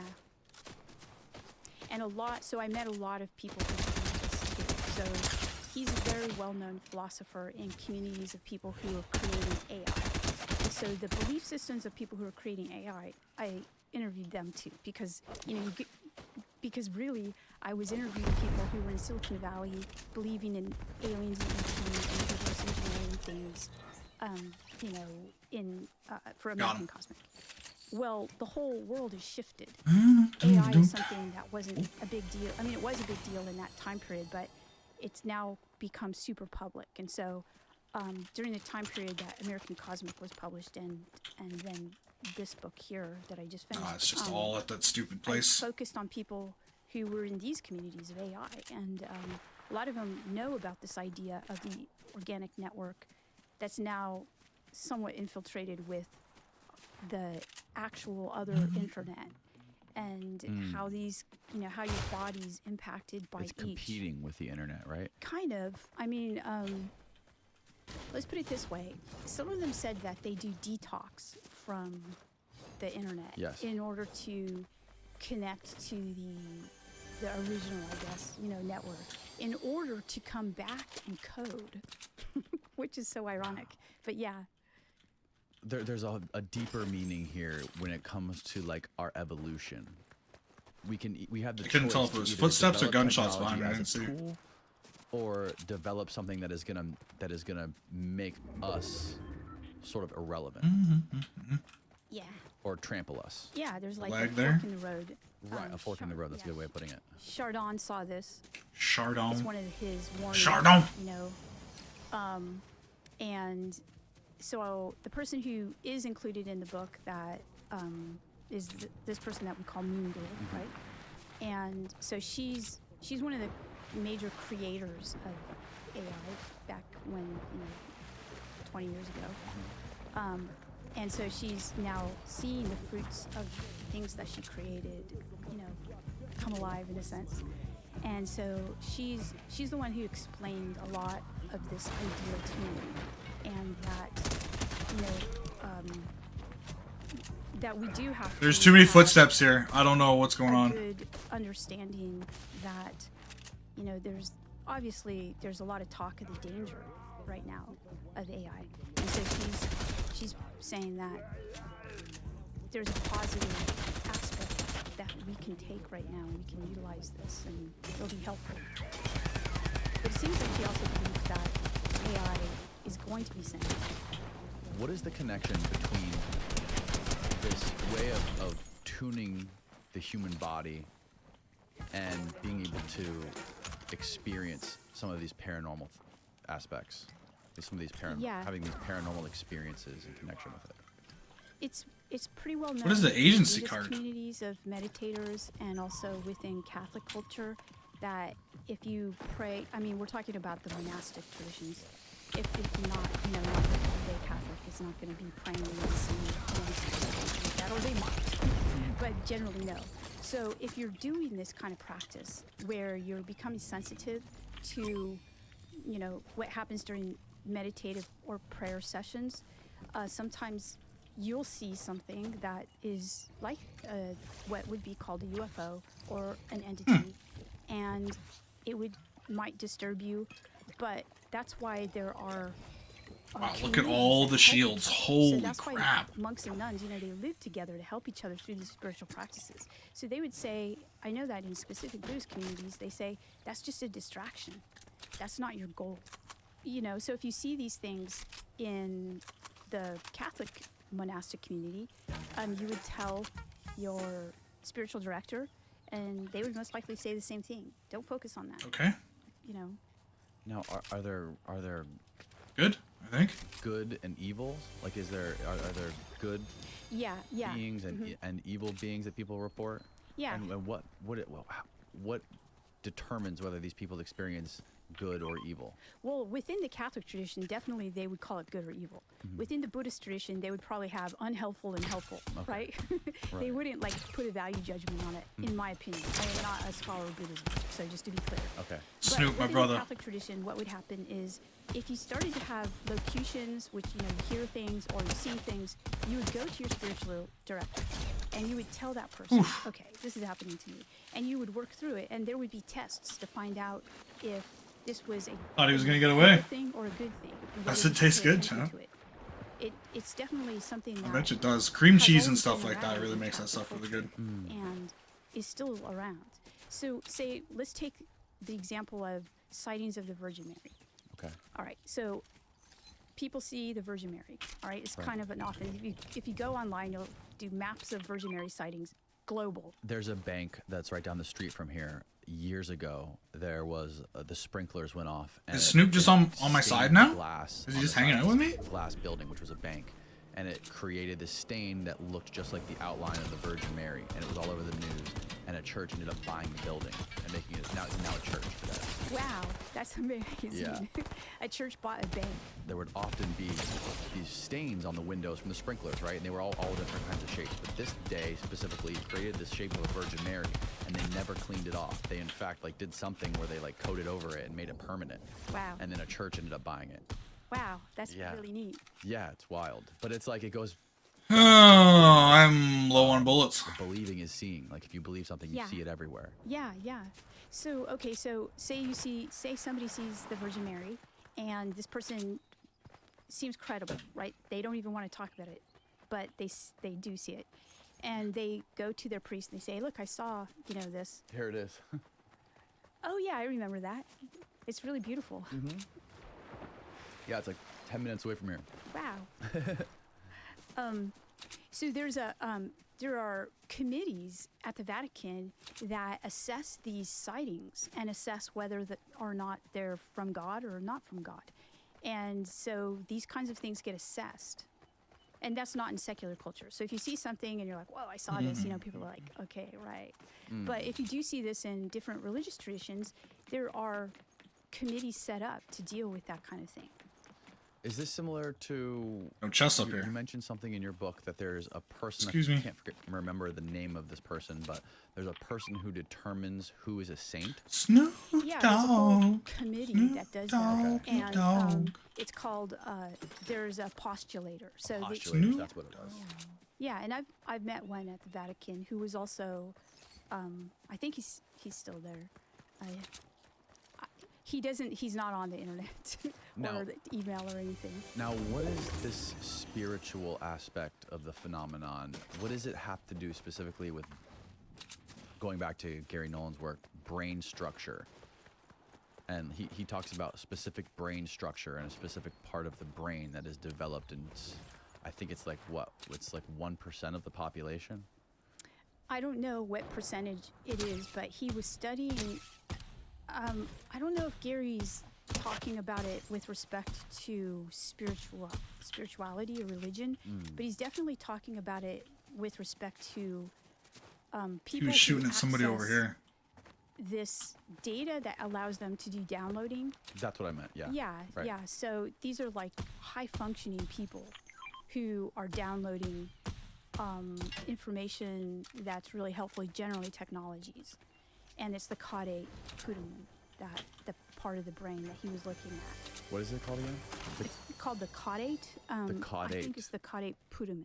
The I think that's caudate it. Yeah. putamen. Okay. These protocols that Tyler specifically talks about is not something that should be practiced by everyday people to try to access this, or is this something that all people can try to do? Oh, I think that, I mean, honestly, I think all people should do the things that he was doing. I mean, maybe not to that extent because they're pretty intense, but I mean, Oh, did he drop bullets? Is that what okay, just let's happened? put it this way. In many traditions, religious traditions, your body is considered a temple. Okay, well, what is it a temple? It's going to be a temple of God, right?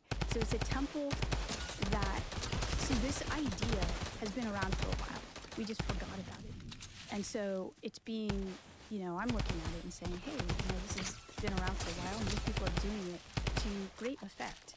And it's basically making sure that you're healthy and you keep your body, if it is the case that we're transmitting and receiving information, that you're keeping your body clear enough and healthy enough to do it. So I think it's kind of like a human thing. I think a lot of people can do it. Is it simple stuff like getting good sleep, drinking a lot of water, It's totally simple taking stuff. your vitamins? Yeah. Can it's I simple can't stuff, use but this when in you look here? at the science behind it, you're like, oh, so that's the reason why. So getting enough water, our bodies. So Moon Girl explained this to me. She said our bodies are like 80% water, 70 to 80% water, and water is like the universal conductor. It's conducting electricity, and a lot of things that are happening in our bodies are electrical. So we're just, making sure that the water is clear in order for these things to, All right. in order Keep for rolling. us to be at our peak. You see it also with Me and Snoop. athletes. You have to Snoop-a-loo. be at a certain point in order to get into the flow. Right. A musician has to know. I think I might the stop, make stuff quick really dinner now well too. Now that you in order keep to get talking into the about it, flow. drive me nuts. So it's basically living very. I wasn't in a very hungry, but healthy now I'm way. hungry. So this brings me to the study. There's a part in Plato's book where he talks about the cave. I think it's called the Cave of Allegory. Oh, you're talking about the allegory of the cave. The allegory, the cave, yeah. Dyslexia. No, it's okay. It's in Plato's Republic. And Right, okay. Yeah. It's a really interesting. It's like a template for our time. Like a lot of movies make use of it. The Matrix makes use of Yeah, that. I don't. I probably should grab that grappler. I feel like it always messes with me. What is this? It's not real, and there's something behind it, and he talks about it with respect. It's a really interesting book, by the way. Plato's Republic. There's a diagram of it. Yeah. Oh, all right. So okay. sold. So I'll tell you what's going on. Okay. So Plato's basically in the allegory, he's talking to I'm sorry, Socrates, because Plato's talking about Socrates, who is his teacher, and Socrates never wrote anything. So Plato basically mimicked what Socrates tried to. Writing was a new technology at the time, and Socrates didn't like it because he felt like it removed knowledge from the actual source of knowledge, which was the person. Okay, so this is happening at the time period. So Plato wants to provide people with an understanding of what his teacher Socrates said, but he needs to use writing to do it. So everything's in dialogue. So Plato's writing all of this in dialogue form in order to kind of preserve something of what Socrates is saying. Okay. So this allegory of the cave, this occurs in Plato's Republic. Plato's Republic asks this question: can we have a just society? Right? Can we actually live together without killing each other? Is the question. Right? Probably not. Can we have a just society? Okay, so that's the question. And so each chapter is back and forth about whether or not, between Socrates and Plato's brother, Glaucon, can we actually have this just society? And there are lots of different readings. I am not a trained philosopher, although I took a lot of philosophy. I have like the equivalent of a master's degree in it. Oh, wow. But Wow. so I know a lot of philosophers. I've talked to philosophers, mostly James Madden at Benedictine College. He and I have had a lot of conversations about the allegory. And it appears that I'm going to take this car, Socrates, but I just at the want end to of see if there's the any Republic, stragglers running in here. it's But kind of the answer is we Doesn't can't look like really it. have a just republic. Oh, no. Because, we've gone through all of these scenarios and simulations, and it looks pretty bad for people because politicians are really they shouldn't actually be politicians. It's like the people who should be politicians are not politicians, and you have to trick them into being politicians. That's the best politician, right? And that's not going to happen. So in the end, he throws in the allegory of the cave. And you're like, what's this about? So he's basically saying that life is like this. We're all in this cave. And if you look at this image here, you see these people tied up. So people have tied them up. And what's worse is that they've lit this fire in back of them, and they're doing puppet shows. And so these people just see the shadows of what's happening on the cave wall, and they think that's reality. Okay, so that's the setup. That's what life is like. And then somebody gets out and goes outside the cave and sees, something real. They see reality out there. They see the real world. They see the sun, and this is true. And they realize that they've been fooled their whole life, and they don't see what's real. So they go back into the cave, and they tell the people that are tied up, there's someone "There's over here, reality wasn't out there? But sadly, what happens is the people who are tied up think that they're crazy. They say, "You're crazy. Your eyes are ruined," And Socrates even says, maybe they might even harm that person, because they're so angry. No! Ah! So he basically says, what do we need then? What should we do about this situation? And so he and Glaucon agree that the best way to deal with this. Oh my god, my gun wasn't reloaded. Basically a conversation about what is real and a way to help each other recognize kind of a community, the very basis of a community that looks like a monastic community where people basically say, wow, what's out there is really cool. My gun wasn't reloaded, So let's mids. kind of What talk was I about it doing? and really form this, what a lot of philosophers believe is this epistemology of good, that we can, that this is the ascent from the cave is when a person starts to attain a mystical knowledge of what is good. And so that's what he believes is going to help us in this kind of situation that we're in. You left? You can definitely see the parallels of the situation that we're in with the allegory of the cave. Yeah, It's kind of mind-blowing. I know. That's why a lot of people who are doing media are using allegory of the cave as kind of a template, for our time period.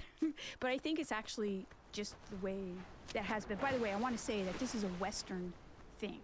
I don't know if the allegory is going to be structurally important for certain indigenous communities, frankly.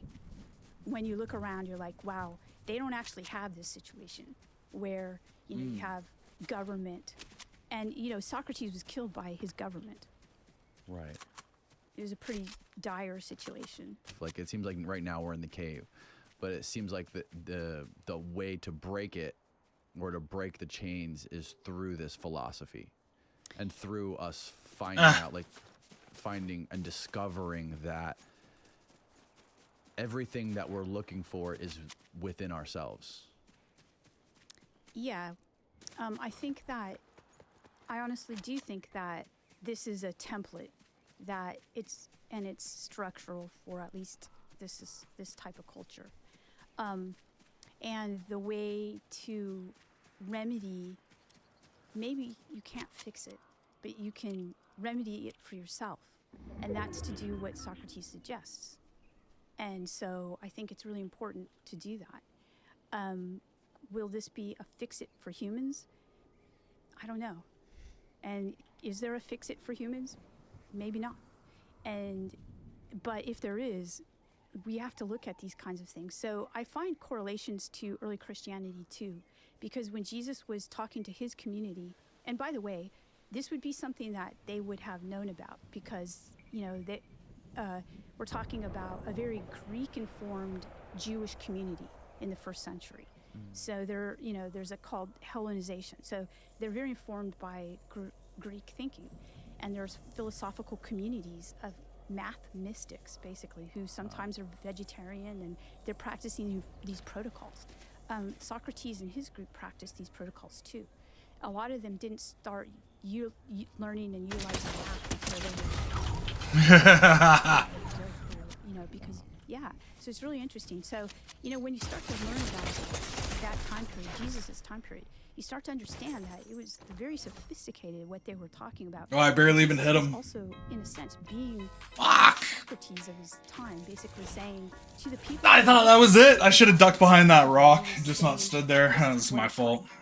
And he would basically help his community, and so he was initiating. He also never. All right, one more, then I'm gonna go. Didn't either. Some food So ready, they were very similar in that sense that they never wrote. Fuck. So that was it. Also, he was also asking, could there be justice? And he said, yes, there can, but it's the way. This is the way. And it was. He melted me with that gun. Way. That pew pew. Like Socrates. And my reading of Socrates is that he's proposing a spiritual way, a mystical way. Even though, ironically, the reason he was killed. I have to keep that in mind. The crouching in late game like that is awesome, right? The guy didn't see my footsteps at all. Which I think is really ironic. Tyler described. I shouldn't have ran up to where his body was. Hierarchy of beings. How do you make sense of that?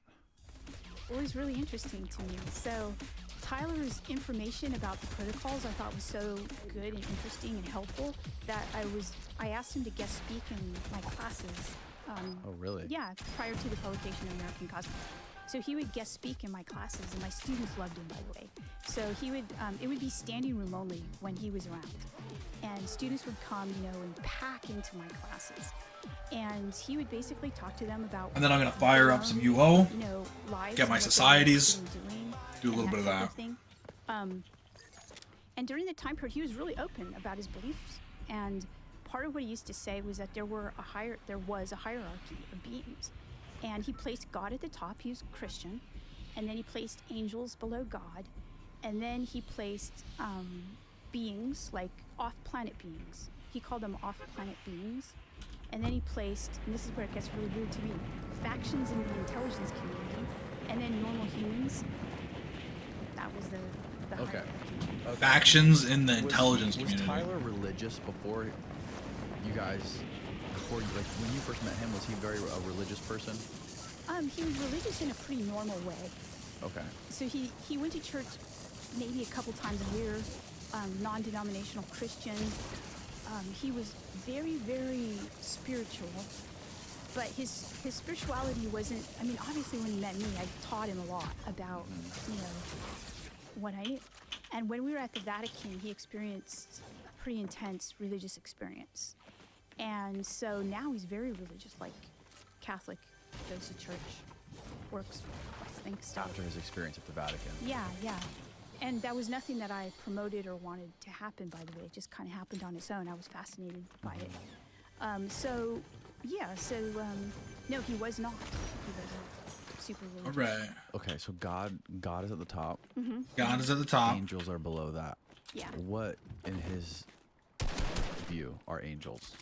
Well, he changed his view when we went to the Vatican, and we learned a lot more about the saints and what was happening with them and their interfaces with what looks like similar to what people are saying when they have UFO experiences today.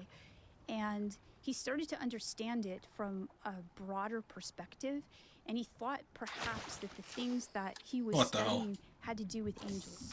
And so he was willing to decide that maybe the category of angels and off-planet intelligence were closer than he had thought before, and maybe they were the same. And so he revised that, but he kept everything else the same. So he combined angels and extraterrestrials? Yes. Well, remember, he's calling them off-planet beings. He's not calling them extraterrestrials.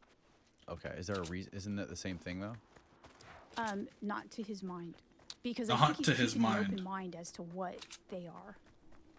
He believes in them and interfaces with But them. if they're not He's on the keeping an planet open mind. Earth, then So would they is- not be is the- classified as is the difference extraterrestrial? between when he says off-planet, does he mean like stellar?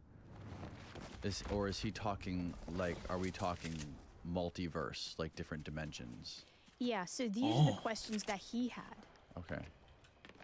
So he didn't know. That's why he left it open.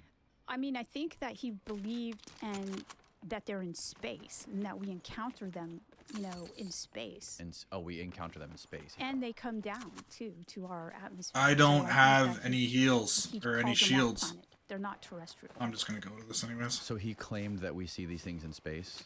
See if I can Um, third party. Un double killer. Is that something you can talk about? That's what he believes. Let's just say that. That's what he believes. That's what he believed at the time. What is his opinion of the objects that the Navy pilots are seeing, like the Tic Tac objects and the Go Fast and the gimbals? Okay, it was only the Tic Tac videos that I was able to get him to look at and ask what he thought about those, and not the other ones. So he looked at those and he said, the video quality is horrible. And then he said, Right. that's pretty similar. That's what he said. That's all he said to me. He said that's pretty similar. Yeah. But he said, What does that the mean? video is really terrible. And he thought that was probably purposeful. I got the feeling he thought that was purposeful, but... And it was very soon after that we stopped talking about... We stopped working together. Really? And why did you guys stop working together? Because his work was changing already, and things were going really fast. And my book was, said a lot, and I think that it was not in his best interest to keep communicating. Did anybody seem to have the opinion that those modern videos Come are on. sort of like technology that has been developed by us? I need shields. Let's see. I mean, there are some people who basically told me, this was after the book got published, who said that we have drone technology from a long time ago, way before people even knew the drone existed. And so, yes. There you go, Mids. You hear that? Old I drone got a lot of technology. very, of course, at this time, I recognized the complete disinformation that was coming my way because I'm a professor writing about this topic. And so I'm like a magnet for anybody who wants to spin their story in public. And so I had to be really conscientious about who I listened to and took seriously. Right. And so, but I did have people come and very, emphatically tell me, yes, this is not what you think. It's our technology. And we've had it for a long time. And then gave me evidence to show me. But at this point, I decided I wasn't going to be doing that. They give you evidence to show you? Yeah. And that, of course, they're going to want it out there, So I'm like, I'm not doing this game. Like, I felt like I did that before. I'm not going to do it again. Because at this point, I understood that I was going to be a target and was a target of people feeding me information they wanted to place in the public. And you have, as a How person... do you discern that? Well, Right. It's really difficult to discern that. I used some of my friends who I trusted, like Jacques Vallée, to kind of get a read on people. Not like I'd ask him specifically. I just say, do you want to meet this person? And if he said no, or if he didn't comment, I didn't know, okay, this is not, because he's got I think he's pretty good at discernment, you know. And yeah, so I just chose to only write and publish stuff that I felt was responsible, I guess, you know, and I could say, yeah, that, you know, put it out there and say yes. It wasn't anything that I was going to put out there that I had a question about, you know. So I was doing straight what's called ethnography, which is basically talking to people about their experiences and interfaces with this phenomenon. What for you specifically with the new book? I don't really want to be around was this there car or anything anything. in there that was like really Doesn't look like I'm gonna have much of a something choice that, though. like, blew your worldview out of the water, or like really shocked you? Okay, that's a really good question. That is a good question. A Danny, few things. thanks for asking. The two chapters that are really impactful to me are side by side. And the first one is with Moon Girl. And her worldview was really interesting to me because it's the new world. You know, she augurs in this new world. Her work, the way she lives, and speaks about it really. She's articulate and eloquent about it. And for a lot of people, it's frightening because it's basically us living with a technology that we created that has huge potential to shift everything. And this is what attracted me to the work of Martin Heidegger, the philosopher, in that he predicted this time period. And he said, only a God can say this now. Yeah, so, you know, I was like, wow, we're here. And she's the one who knows most about it. Whoa. So, you know, this time period. Submachine gun. You know, intelligent technology, either something that we merge with or that's something independent on its own, is fascinating and something that I need unprecedented for so much me. stuff. And so yeah, so that, and then directly after that, I know a person, actually a colleague of mine. I've known her for many years, 20 years, and this is all pre-UFO and post-UFO. And when she was a woman in my department, I'm in a male-dominated field, so we spent a lot of time together. She's a philosopher, and she was being recruited by the NSA as well. Ooh, the And NSA. her father worked in Hey, what up, Ashton? called the Secret Thanks, buddy. I Space appreciate that. Program. And You been playing this much, was UO? all when I was doing Catholic history, so I always thought that was strange, but I never actually asked her about it. But then when I started to study this, I was like, I need to ask her about this because it's strange. You know, you hear all this crazy stuff about this. Shot him right in the foot to end it. This and that, and it's, you know, it's absolutely insane. So I did an interview with her, and I recognized that she was actually the child of a person who was in one of these programs. And I met so many people in these programs, like Tyler. Yeah. Right? That's And how the kill shot. you know, and Looked like I these hit him people right in the have heel children. almost. Those children do not live normal lives. And because their parents don't live normal lives because of being part of these programs. And so that was an insight. I met a lot of these people. And so there's like almost like an effect, you know, of that lasts on these generations of people, their children. Thanks, man. I appreciate And it. so I really Trying wanted to get some more hours in, best I but can couldn't anyways. Talk about it directly with some of the people Play a couple who were in the games. There's some program. So her decent stuff father's coming been out dead for soon. many, Hopefully many, that'll many years. make But playing a little still, more fun. people I see around that they her opened up a told her not to share PvP the channel information for because there was so much Outlands, intimidation so not I to mean, share it. I mean, we're talking that's about he's been dead for promising, many I guess. you know, and so, but she talked about it.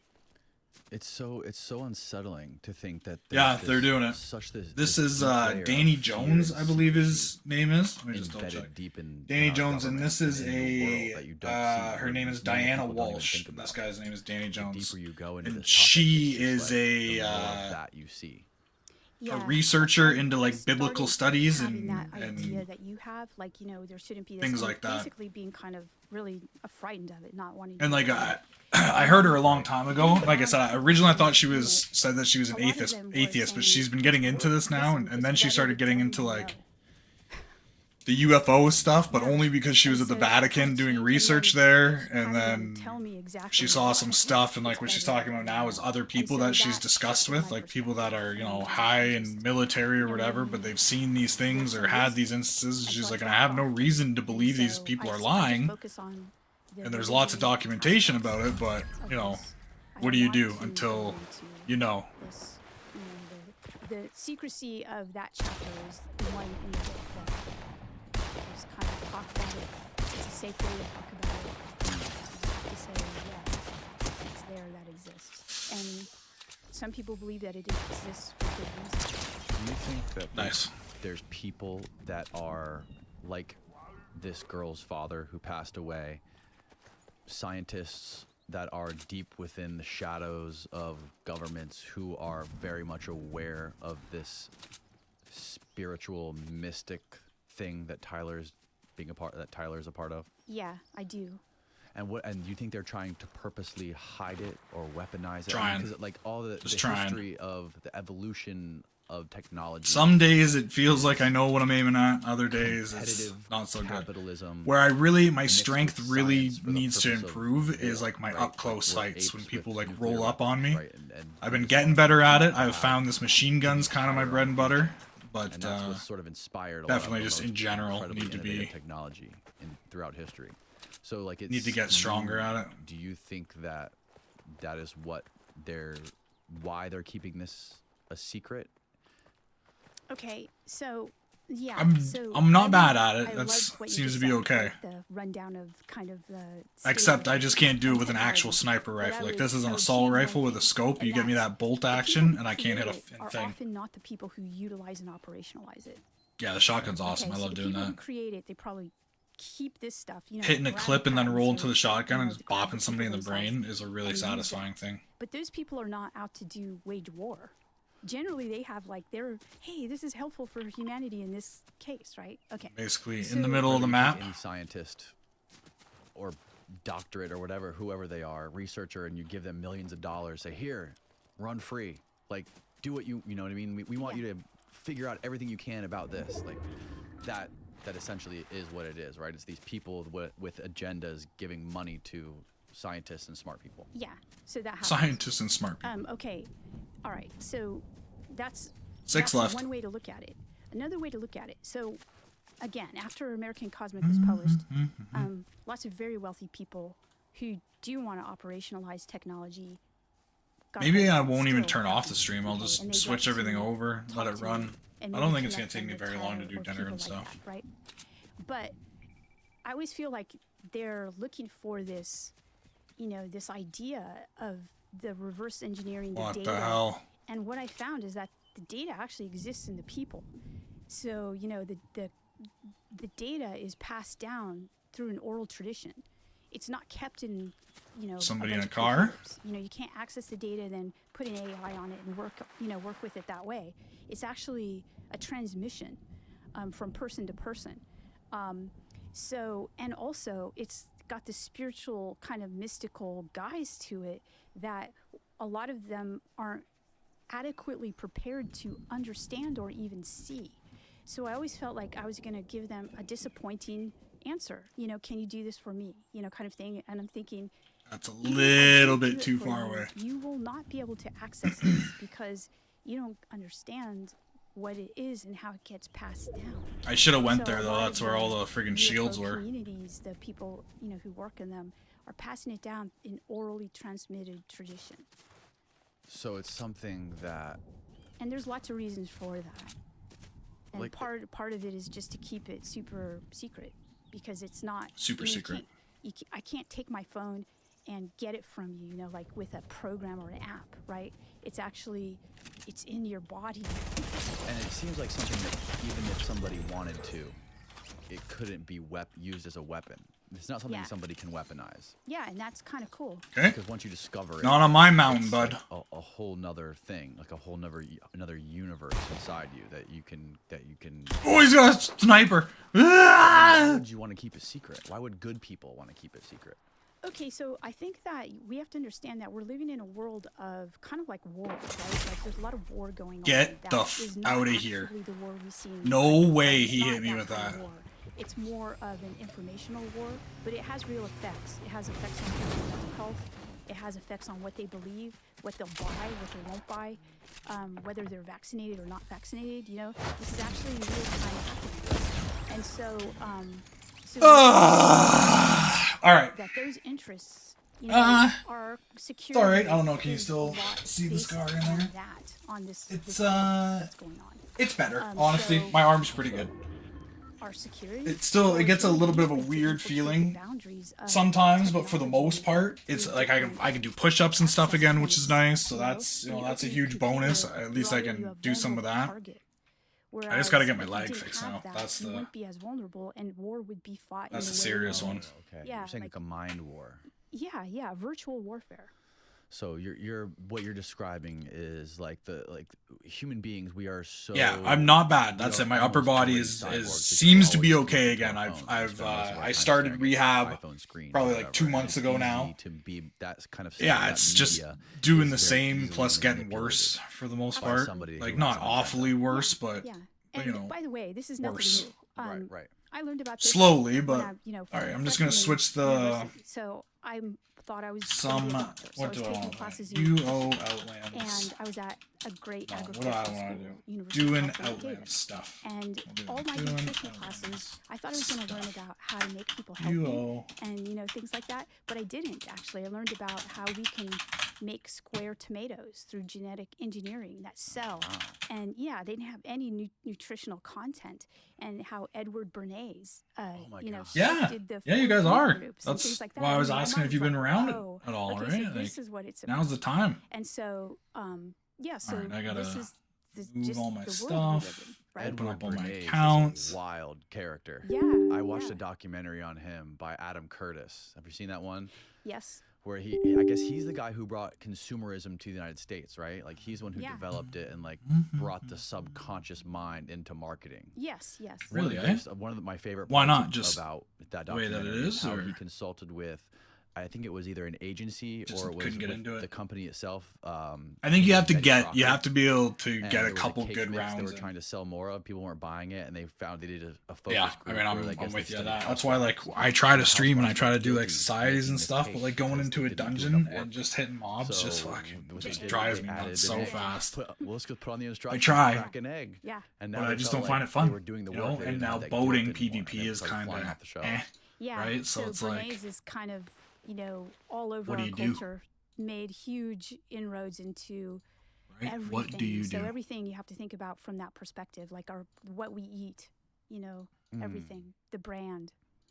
Yes, the brand. And then I was just talking about this on a podcast a couple days ago.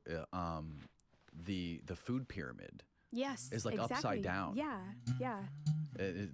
And there was like a bunch of lobbying that went into the original food pyramid. That's from, right. Like Right, like I buffalo mean, it's food interesting, but product, like food I was brands. thinking about it the other day, Yeah, so right? learned Like this, I but, used to they do weren't teaching it to me the like, PVM hey, this is content kind of and terrible stuff and people need to eat in better. other They were teaching UOs it to because me like you got okay, really this is the good best way to do a it. potential chance at getting And good that's why, items by to the way, I make started your taking philosophy PVM classes. stronger, Yeah, right? well, Like it what wasn't do really you mean about by that? Okay, this PvP is to the make best way to stronger, do but it. like you had Yeah, so they PvP weren't- so at the there was champ no, spawn. like, But you got self-consciousness relics that about, you could add, right? And that do we added really us wanna like make a square an tomato? ability to your So what if PVMer. it So sells like better in that and, aspect, it gets was into worth a doing all box, those things. and we're able See to if I can ship do it this anywhere right. in the world. Realistically, Like, it's not I really should just that be able to good click for this you, one right? button. Boom. Maybe so there was no Okay, I gotta question click two about the buttons. health of the people that were going to eat the tomato. It was, is Yeah. this the most efficient way to make money off of a tomato?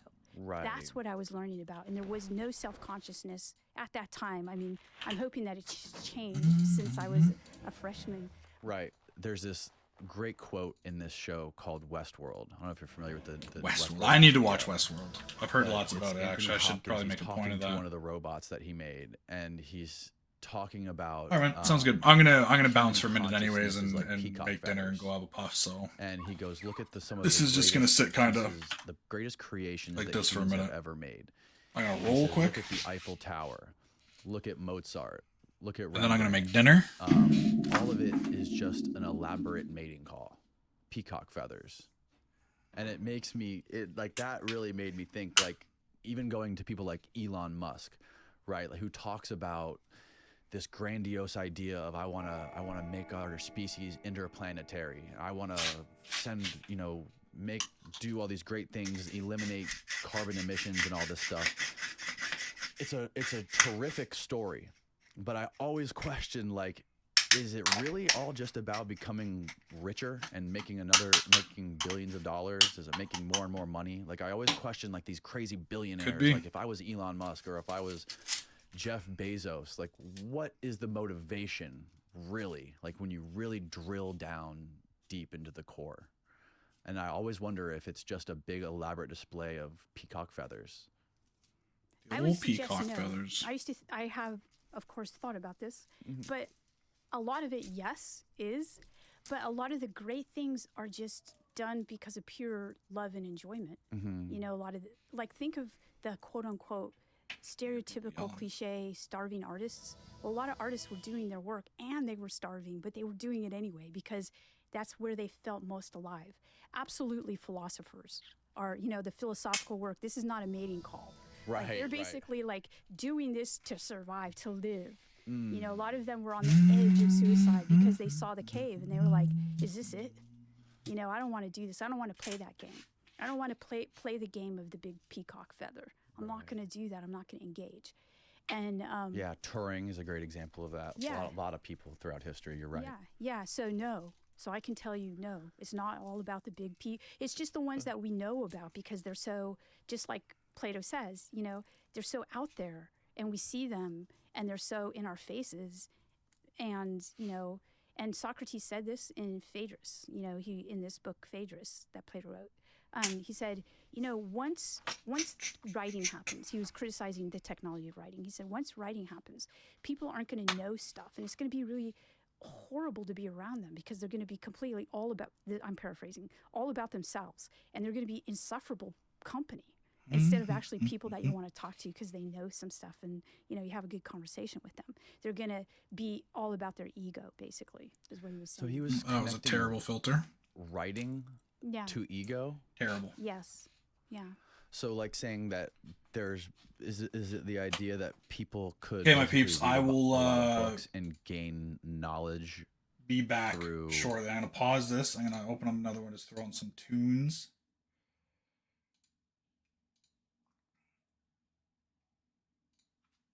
And then I'll be back in not long. Not long. Just gonna smoke this and then get dinner started, but I don't really need to attend to it, so it should be good.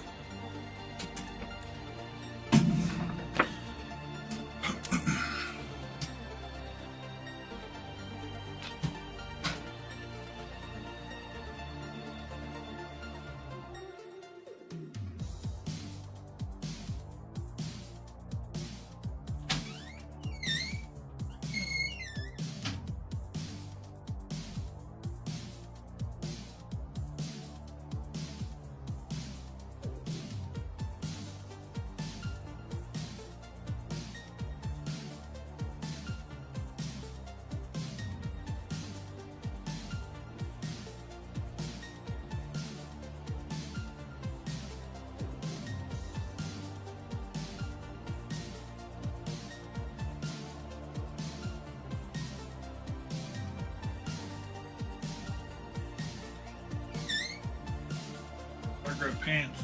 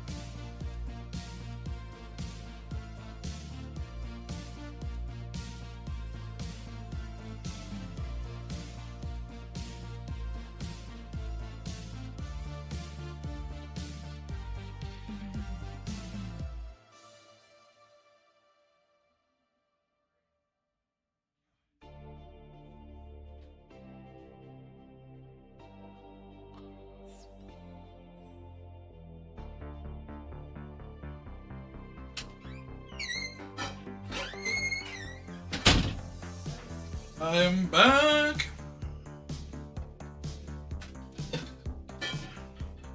All right. What'd I miss?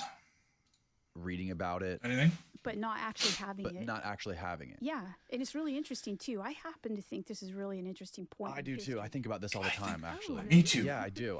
Me too. The knowledge by there's actually a term I read recently where it's knowledge. I read about it.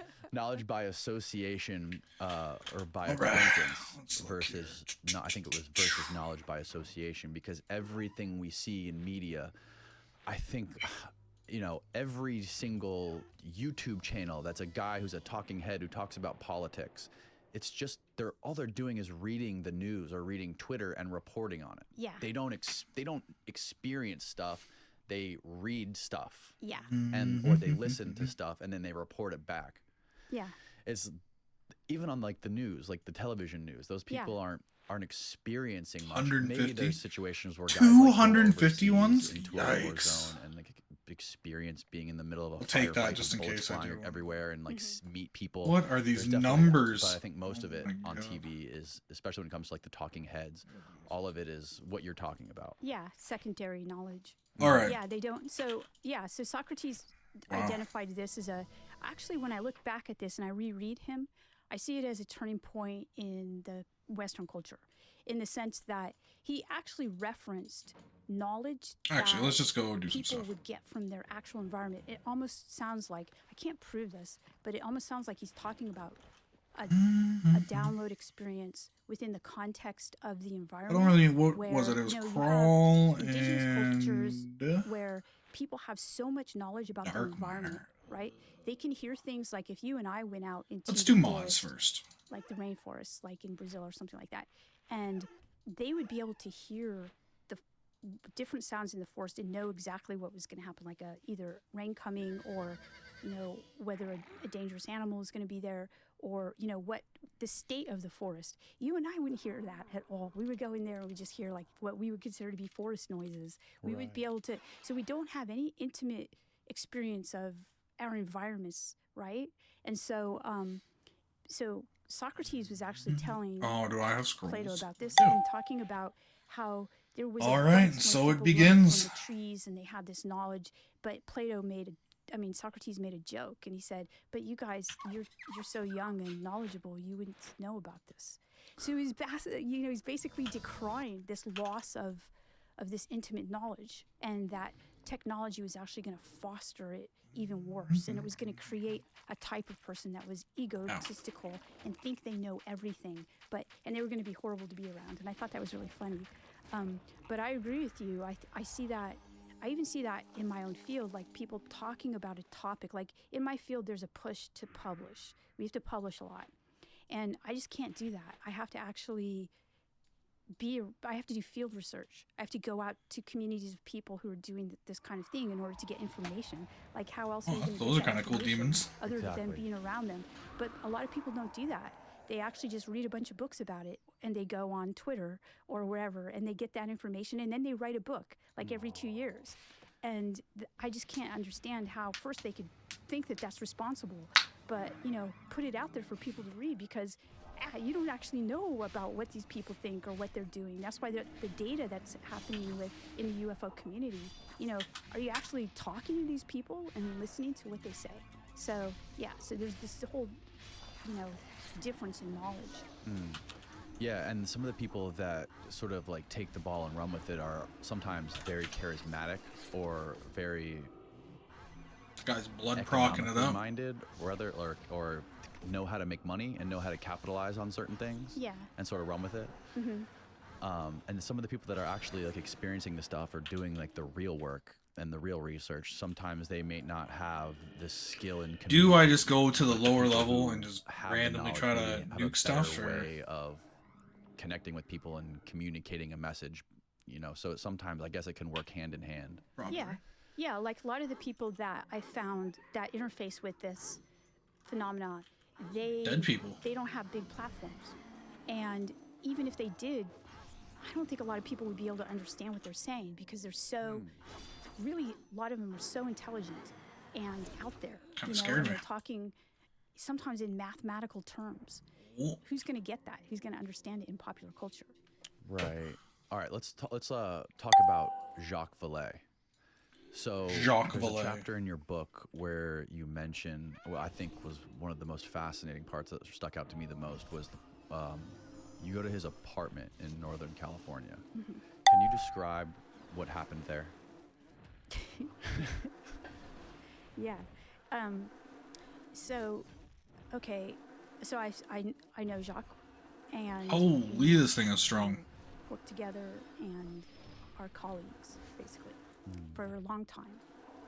And I, this one time, I went to his apartment, and we were going to talk about the topic of the research that we, his research, my research, and so he has a beautiful apartment and has an amazing view of San Francisco.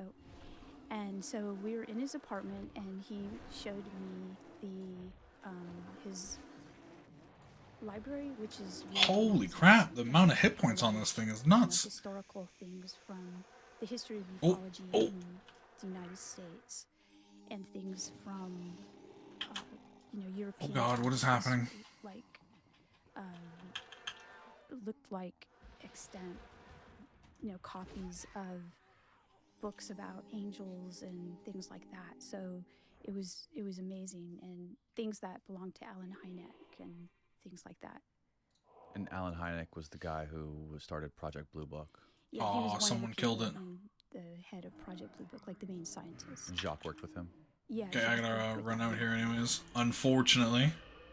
And they were both part of the reason for that chapter was I wanted to talk about the elements of the mystical elements that each were interested in. All the which people in here. include, they were not affiliated Busy with any place. Rosicrucian temples, but they were interested in Rosicrucianism. What is Rosicrucianism? It's okay. So Rosicrucianism is an esoteric tradition that looks like it comes from about the early modern time period, but its practitioners, a lot of its practitioners say that it goes back to Egyptian times. But it looks like I mean, depending on which history. We'll see what of we it get you into read, here now. You'll get a different perspective. But it looks to be started around the early modern time period among scientists who had to be really careful. In fact, the Invisible College comes from that early modern time period of Francis Bacon basically doing work as a scientist. But at that time period, science was risky because you could be killed for doing it, so they called themselves the Invisible College. And so Hynek repurposed that term for his group of people that were studying UFOs. And you had to be careful of, because if you were a scientist and you came out as a person who studied UFOs, you were immediately discredited. Hynek was one of the first guys to build this bridge between science and spirituality. Is that sort of like the backbone of what this is about? I don't know. I don't think he was one of the first guys, but he's definitely a Slow well-known ocean. figure who's not known to have done Slow that. ocean. And so there's a focus I put in the book on his melding of the two. And you were shocked, I think, to see all of the books that he had on angels that were in his library. I was. Would you ask him about that? What did he say about that? Almost there. In the library, he showed me a lot of books about, like I said, the history of ufology, historical stuff from Project Blue Book. And Right, that's stuff the kind like of stuff that I would expect to see in Jacques Vallée's library. Yeah, it's really interesting. And so, but most of the library was dedicated to these very old books. Okay, that's a full galleon. I don't really want to worry about that. Angels. And so he took out a couple and showed them to me. And he had a whole row of angels and a whole row of fallen angels type thing. And he made some jokes about it. How can I not fire at that location? And, What in the world? So yeah, I guess the emphasis, I know that he has Okay, none of these boats are hurt. What is going on? Obviously with Passport to Magonia. That's a book about the whole history of, kind of the Western history. It almost reads like a religious studies book about the phenomena in history. And so, of course, I knew that he did have this knowledge. I just didn't know to the extent to which he studied it. So having these books, especially purchasing them and having This is them, gonna get a bit it's tricky, one I think. thing to go to archives kind of like I do and read them, but Try to to dodge get as much them of and that to acquire icebreaker them as we and can. keep them in your own home. These are old books that require a certain, they could disintegrate. The papers can disintegrate. So I don't know what type of firepower we have, but I don't think it's great. They're kind of difficult to keep. So he had a huge library of these books. Oh no. Yes, so it just reconfirmed for me that the focus of that chapter should be Where are my friends? elements in the history and his focus on this esoteric tradition. Okay, I'm as fine, well actually. As Hynek's focus on this esoteric tradition. It reconfirmed for me that was appropriate. And he gave you a book at the end of your meeting with him that day. What was this book? Boredom. So, Book on the devil. Right? well, it was a history of Satan, Okay. and it was done by Oh, I almost just these died. Carmelite nuns. And so he gave me the book and he said, you should try to acquire this book. I'm gonna need help. And I looked at Oh, it, and then no. the Come page on. It was really interesting because the last page was 666. So he laughed and said they had a sense of humor, And so, yeah, that was, at the time, I was really shocked by that. And Friends. thought it was, what? So it took me a while to actually talk to him about it because how do you ask somebody about this, right? So I Unlucky. did ask him, and he said that, and he's right. So the way we see... Oh, okay. Never mind. We got he's some more basically people here. suggesting it because His crew is of on the my ways boat. in which, how the ways Oh. in which the UFO are made to look kind of a certain way, but when you look into it, they look different. And the same way with religious traditions, like Teresa of Avila's experience with the little angel. If you look at pictures and paintings boy. from that, and the statue of that, it looks very Friggin' different big than the man. primary source material. He's probably just out here So doing the mibs and description shit. that she We got actually so gave many you. people that Yeah, it looks completely like different. fish and mibs than and stuff, what and then you we have these call it moments telephone happen, and you're right? fighting Yeah, 5 so there's telephone galleons. game And and texts too. they don't Right? do And anything, it right? knows Like they were experiences fighting for of so long spiritual before I got there, experiences. and So only basically, one he boat was saying damaged. That if you look at the history of this person, Just one, well, just the not person, Carrick but was this the only man, boat that had that it's anything gonna look damaged to it. completely different, and the people that did the best biography are these Carmelite nuns who had access to all of the primary source material. Did you read the book? So I did look for the book, and I didn't do a hard search for it because I was so Right, you busy. just have no I haven't firepower. been It able just to, but doesn't I do do want to anything. acquire the book, That's the absolutely. trouble. So no, I have not read it. But No matter what, the you know, cannons don't do his enough. work is basically to look at these texts, just like my work is, to look at the primary sources. And it to makes it create shite. His own understanding of it instead of looking at what people say about these primary sources. So that's the work he was trying to do with that book. And why he gave it to me. I think he also gave it to me because I'm not sure. He's funny. He's got a good sense of humor. He may have been trying to kind of shock me. I don't know. But it was pretty funny at the time.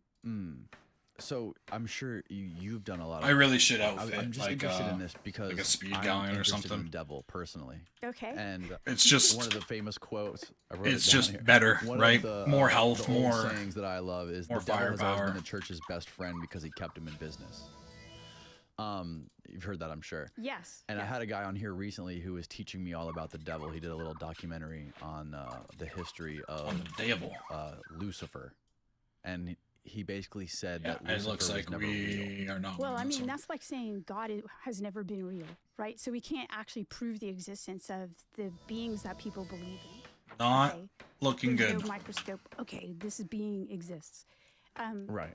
Which is kind of an interesting critique of religion because there's a lot of things we can't actually prove the existence of. Like when we tried to prove the existence of atoms, they kind of go around. Electrons move in different directions, and Okay, so well, scientists even have a hard time proving that was a what bit they of believe to be, like, swing and a miss. real kinds of things. Okay, so all right, so as a person who studies religion, when you start to look at the ways in which either Satan, and there Man, is a I'm really name hungry now. Satan in the Bible, which is the Hebrew Bible, Christian Old Testament, and New Testament, right? So, and Lucifer. So you look at these, you see that the Bible's created.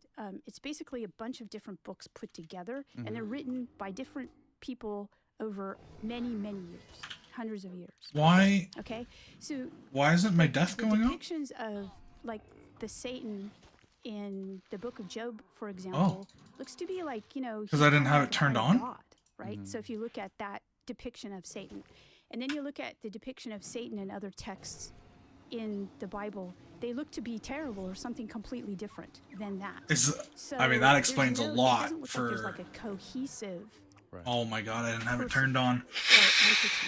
That's Satan. Now It was if death. you look at the It was extra death color texts though, that right, Ashen? When I go logged into on, the he formation of, say, Christianity. he was in or, death. Like, it's not like I had shadow leather on. Well, let's just take Christianity. That's what I'm most informed in. I'm telling you, I'm gonna send you the VOD, and you You'll see can that tell there me. are other texts that When talk I log about this on, being. And he was then you already have in people death. that have experiences Sure of of this being, or of evil, and they call it Satan. So I haven't listened to that podcast that you did with that person, but in terms of the unreality of it, I would say that if you're looking at a cohesive person, or a cohesive entity called Satan, it's not cohesive within the Bible. You're not going to see that. That explains why that If you other look at monster it was so within hard to the kill, though. various traditions that discuss Figured this it out. person or assume it, and in various Out here just raw denominations of dogging it. Christianity, Satan exists or doesn't exist. So there are some denominations that don't talk about Satan. Even certain factions of one denomination that will talk about Satan or not talk about Satan. So, yeah, that would be my answer. I think James Fox's creature in Virginia Oh! is Satan. Yeah, so yeah, exactly. That's my point, is that you have descriptions of weird things like that, and then people ascribe it to Satan. They say, this must be Satan, or this must be a demon, or something like that.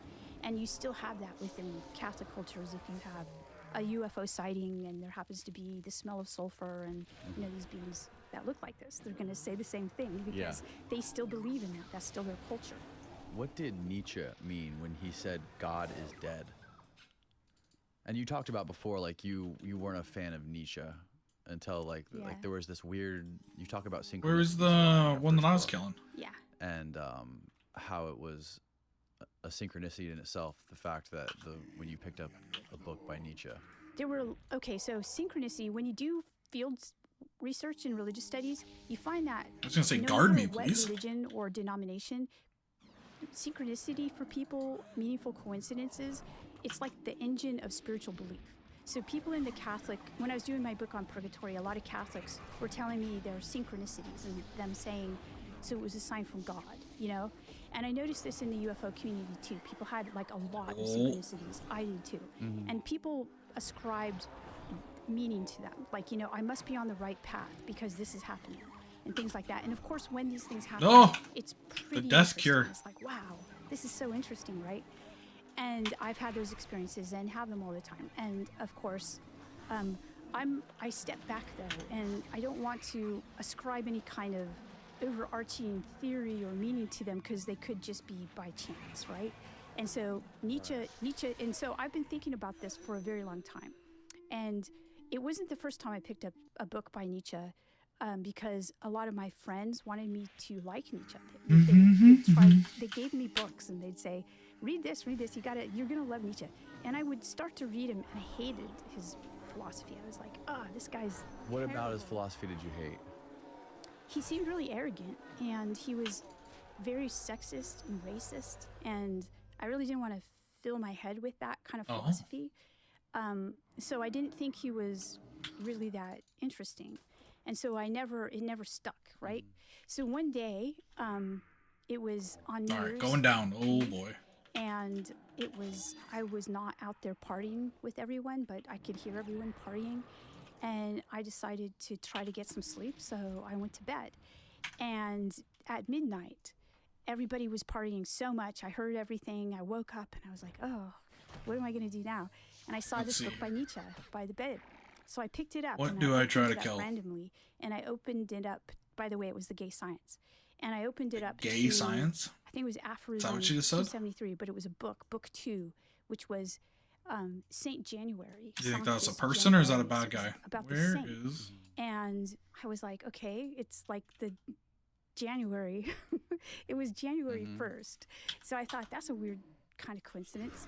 And I opened it up, and it was basically, he said, today's New Year's. And I was like, it is New Year's, you know? And I thought it was really interesting. I was hooked. And I was like, okay, what is he going to say about New Year's? He said today he was declaring his philosophy of amor fati, which is the love of What? one's fate. So when you're disgusted by life and life gives you all these terrible things, I'm you so know, confused.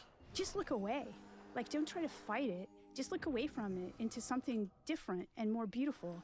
And so that was his, like, that was some kind of revelation to him. My He was friggin' inspiring summons me. aren't And I was holding the like, oh, that's aggro. really cool. I like that. And I turned the page. Also got her, And her basically, I asses thought, kicked. what a cool synchronicity, right? I really kind of, the feel of the synchronicity was really intense. The next aphorism, the very next page, was basically an argument against ascribing meaning to synchronicities. It was beautiful. It was one of the most beautiful things I've ever read. I was like, okay, like I was just about to ascribe significance to this synchronicity, and now I feel like he's telling me not to. Like he literally is telling me this. I don't want to And die. so I put the book, Okay, good. I put it down, and I was like, that was weird. And then I picked it up again, and I've been hooked on Nietzsche ever since. I love, Oh, wow. I love, yeah, it was really, really interesting. And it also made me really think about synchronicities, like what's going on with these things. And so I'm generally inclined to agree with him that, you know, he was really poetic in the way he said, don't, you know, when it seems like everything has this personal meaning for you, when something, even a terrible thing happens, but it happens for the very best, don't think that it's any kind of God that's leading you on your way. It's the most beautiful, it's the epitome of being alive when you recognize this as the beauty of chance. And I was like, wow, okay, I'm hooked on that interpretation of synchronicities. And so I try to, when synchronicities happen a lot, and they do, I think it's just something that is actually, And they're just friggin' like weak. Plato's cave is structural for Western society. I think that it's structural for being human.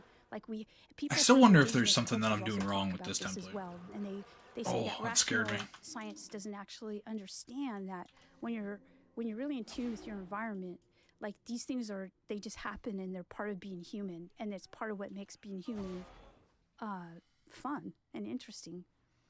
But you know, scientists are doing this too. Scientists are having Right. some pretty intense synchronicities, and they feel like, you know, oh, this is it. You know, this is going Right. to help me with this technology or this equation. I or can't something believe like how much that. invis So stuff I they think have. It might have to do this game.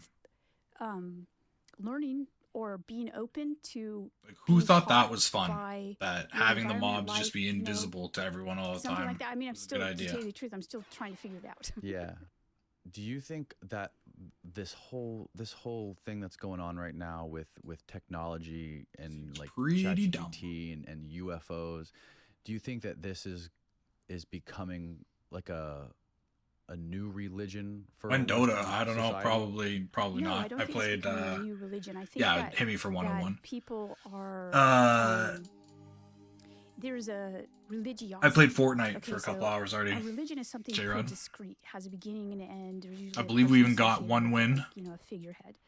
But that was about it. And it's an ongoing kind of formation that has dogmas associated with No it. build, yeah. I So will what never see play right build. now with You'll never see me play technology build. And especially AI and its association. You know, No ever. there's what I would call a religiosity, and this is what I identify as the UFO thing too, because there are religions that focus and emphasize UFOs. Okay, so like the Nation of Islam. No, It's the found, no you build know, is where it's at.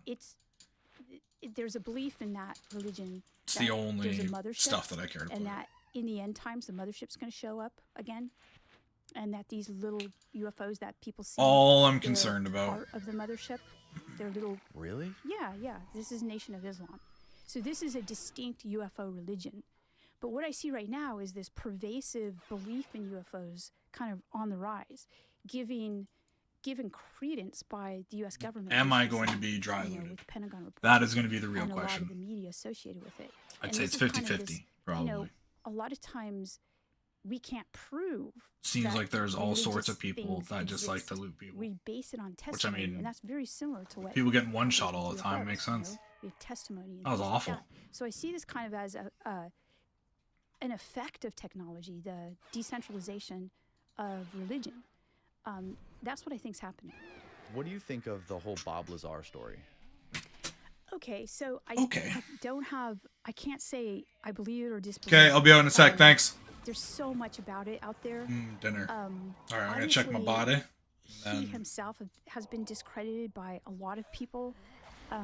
I know people in What? the Invisible College. Is that Hugh? Not true, but I also know people who are even more like associated I'm not with some dry looted. programs That's awesome. that interface with phenomena and do work in that regard, are super scientific.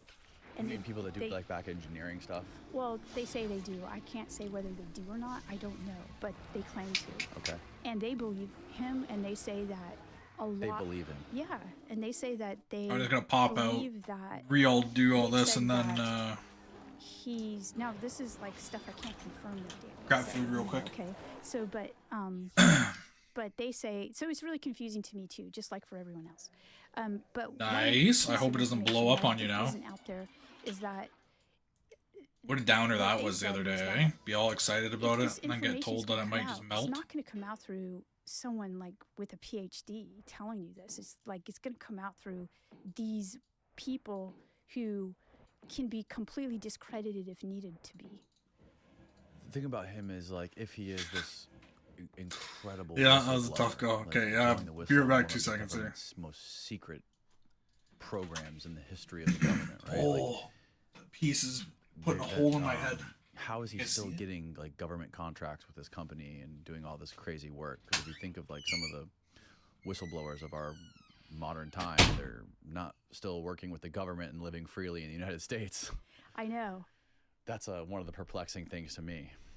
And for me to have people on this side who are so invested in the UFO thing for years and years and years, like their whole lives, and scientists adamantly against him. And then people on this side who have the same credentials, the same investment of time, adamantly for him. I mean, it makes it crazy for me, It's so you know? polarizing. Yeah. And why yeah. hasn't he actually done like a real debate, like with a scientist or I mean, he's done the public facing stuff. Yeah, but I don't think he could keep up with a scientist. I mean, excuse me, Bob Lazar, for saying that, but you don't think he can keep up with them? No. I mean, they're going to be asking him specific kinds of questions, and I don't think he's able to. Or maybe he's just, there are clips of him saying he wish he never came out to talk about it. So maybe he's just sick of all the media. Right. Why would he not want to? Why wouldn't he be able to keep up with some of the scientists? Like if he was one of them, Perfect. He seems like one of the most Get it all set up. the smartest guys ever. And he went to this super secret place with all these other geniuses. He was kind of a genius. I think because a lot of people who are, okay, so let's take Tyler. Tyler graduated from college, but barely. But Really? Yeah, but has like more than 45 patents in so. Probably a lot gonna of happen these people more than who once. Are geniuses. They're very specifically geniuses, and they're down. The nice thing will be but they playing don't other have the games and infrastructure in having their it be heads decent. from years and years at MIT or something like that. They're like, I don't know what you call them, like local geniuses. They're geniuses in this one specific thing. Right. What was he specifically good at? Maybe I'll put it on the side. Okay, so he basically created the basis for a lot of biotechnologies that were used in different kinds of things. And he created Yeah, that's companies awesome. that were sold on NASDAQ for upwards That's a of huge $100 difference. million and stuff Feel like great when you play other And games. this was all done like privately starving, without apparently. being involved in like any. Like, were these like big government contracts or were these just? No, he created these things. He created the patents for them, and some of them he worked with. He flew his first big thing that he created that was a biotechnology was an experiment that he flew on one of the space shuttles because it had to be done in like zero gravity environment in space, and it was successful. But that was actually taken by the government, and so he was mad about that. So he quit the space program for a while, and he went privately and did a lot of this stuff on his own. So so then he worked with biotechnology companies to create these companies. and then he was recruited back into the space program. Oh wow! Did he ever go into space? Almost. Almost. Yeah, Oh, yeah. he's he taming was something. like 60,000, or I don't know. It was like really high up, right? Because he would go up there in order to look. Well, I don't know exactly what he was doing. I shouldn't really talk about it because I really don't know. Okay. But no, he was a pilot, but he never went into space. But he would. He was the person who would help astronauts with stuff and mission control and stuff like that. And there was also there was a study by one of the women you interviewed based out of London, who actually, I found it was wild that the astronauts, the farther they got out into space, the more their brain changed, or the more their moral code changed. Is Yeah. that what it was? Yeah. I don't even know Dr. where to Ina run that Whiteley, it's like safe now. She's at University College London, and she's a Hopefully space nothing psychologist, Indians will nuke me which here. I think she created that position because Space psychologist. yeah, so she helps people in extreme environments, and space obviously is an extreme environment. And she's a pilot, like an award-winning, like she jumps out of airplanes and things like that. She's a pretty intense person, but yeah, so she knows the psychology of astronauts and of people, of pilots, and she's made flying safer for all of us. By the way, she's pretty amazing. By the way, Yeah, so the first 2 chapters of that book talk about her work. And so so the further pilots get out into space, the more, first of all, they can have like a panic that they're not aware of. And she's able to identify the panic through their voice, through using technology. She can identify like just the smallest change in their voice. yeah, I Shows never that get they're any just mana about to refunds. have a panic, because the further you get away from the Earth, the more panicked you get. And the I feel more like I'd that feel you better the chase further I got being away from Earth. Totally irrational. And since these pieces of equipment that they're in are billions of dollars, it would cost a lot of money to have someone freaking out there. And so, yeah, so I have some examples of astronauts when they're out there having these kinds of experiences of kind of creating their own rules and things like that in order to just Please don't because kill me. they're so disoriented from being in a place. I think that just from being in space, honestly, not a lot of people have been in space like now. People. So Are they it's- able to simulate that on Earth? they're trying to, they're creating simulations, and she works with that kind of thing, that effort to prepare them for what's going to happen when they're in space. Okay. Yeah, and she's also working with a group for UAP stuff in order for people to report, because there's a culture of shame regarding reporting stuff like this. And so she helped pilots report anomalous information that made flying safer for everyone. I need some PBM friends. So I think. she's working on this with UAP right now. Trying to work this by myself is Edgar just Mitchell, one of the people that first described the the birds. psychological effect of going deep into space and like seeing Earth as like this one little thing, and seeing Earth as like this Yeah, he had separate, being disassociated from Earth. Well, he wasn't the only one, but he was one of them who It's actually awful. did something about it because it changed him so much. But the I'm gonna res this idea person that if they stay astronauts around. when they go out and what they see and in the Earth.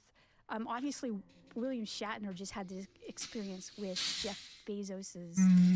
He went out into space. Right, right. And it was pretty horrifying for him, and he cried. Right. So, a lot of people think how great it would be, let's go out into space. But then when you do get out there, it's a pretty intense experience. Either, sometimes it's good, What do we but got a here? lot of times it's traumatizing in certain respects. It's a funny thing to think about, the fact that these people change so much, like the deeper they get or the farther they get from Earth. And it makes me think about like how different are the morals of another like species or another sort of being. Yeah, you think about that. So remember some of the old novels about people stranded on islands, like desert islands, and how they form their own moral code and society. Lord of the Flies. Yeah. So in a sense, what Dr. Whiteley's doing is she's looking at Lord of the Flies in space. Ouch. Yeah. That's fascinating. Yeah, have you ever like heard the stories of some of those uncontacted Man, I'm doing the same tribes? damage. My friend Paul Rosalie, who I was telling you about, who wrote that Mother of God book in the Amazon. There's some uncontacted tribes in the Amazon too, and whenever they come across other human beings, feel like They something's literally- wrong all with they try to my do is kill them. They know they're humans, aspect right now. but they're like an evil presence to them, which is bizarre. Well, I guess it's kind of true in the sense that if they're dying from the diseases that are brought, you know, it's a bad thing. But it's just like, it just blows my mind to think that there's still uncontacted tribes that are on this earth. Another thing I wanted to ask you, are you That blows my familiar mind too. with Goes to show how like big Earth John is. Marco Allegro? It sounds very familiar. And it's not even like that big He compared. was a Oh my linguist, god. And he Compare deciphered planets. a bunch of like the ancient texts in the Dead Sea Scrolls. And he spent like 20 years of his life going over the Dead Sea Scrolls and sort of like deciphering the language. I would actually know this person. Oh, yes, okay. The I know sacred about that. mushroom? Yeah. That's when, that is a, I know about that, yeah. So that's a, You're dead.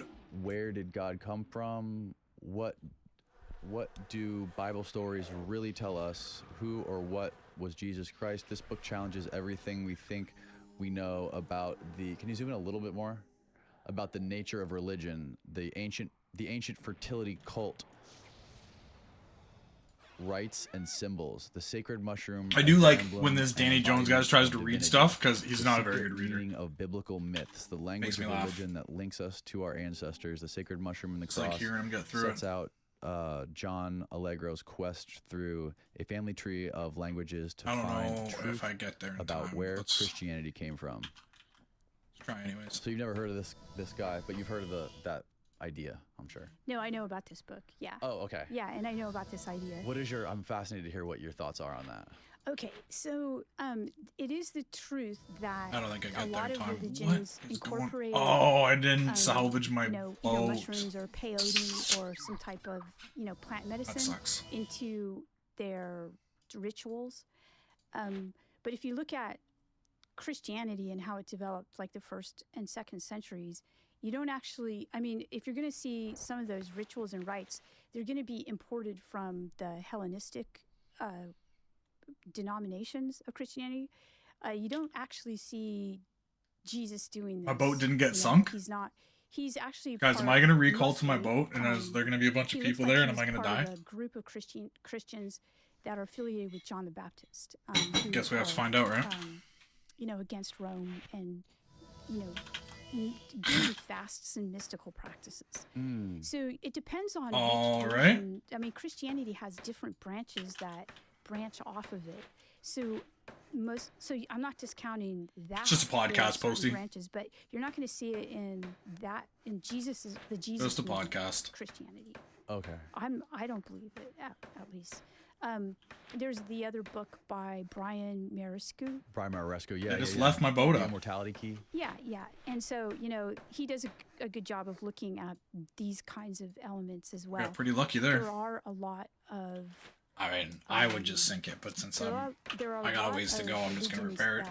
that incorporate plants into plant medicine. If anybody else especially, was near me, healing. I would just get them Yeah. to sink it and I would And just go on their that's boat, but just kind of how it is in no one's near me. Rituals are meant to shift your consciousness. So yeah, this is nothing that's surprising to Pretty people funny, in though. religion. I guess it would be surprising to a lot of people who practice religion in the normal way, and kind of go to church and do this kind of thing. Shit. You're not thinking about imbibing any kind of Oh, I'm running. infusion, and like Oh, that was the ship I tried to dodge. these Come experiences. on. But yeah. I should have just went further over. I think that's accurate. It seems like there's like a lot of stories that could have a close connection to psychedelic experiences, right? Like the burning bush, or even the Ezekiel's wheel. Like there's a lot of things people Oh, ascribe yeah. to Yeah. hallucinations or like psychedelic experiences, but it sounds like that could also be similar to what you're talking about with Tyler and this spiritual network. I think so. So with Ezekiel's wheel, that's called the Merkaba tradition. It's a whole historical mystical I should either lineage strap up my that goes leg to or, I don't know, ancient go stretch it Judaism out. and goes through Hurt pretty bad. some would say even Christianity. And it's this idea that what was going on with Ezekiel. Well, he was having experiences with these angelic beings that were often terrifying but really fascinating, and would impart this transmit this intense Gnostic wisdom to him. and that this was the Merkaba tradition. And, you know, some would say John the Baptist was doing that, and then Jesus was doing that, and then even the Apostle Paul had his own experiences with this. So these are experiences that I'm very interested in, but I don't affiliate them with psilocybin or anything. Unlucky. Like that. I think that they're actually, if they're actually having these experiences, and they're not taking hallucinogens, they're interacting with whatever it is that Teresa of Avila interacted with, or, you know. Teresa of Avila. What up, Killian? Jumping around a little bit right now, but it's all connected.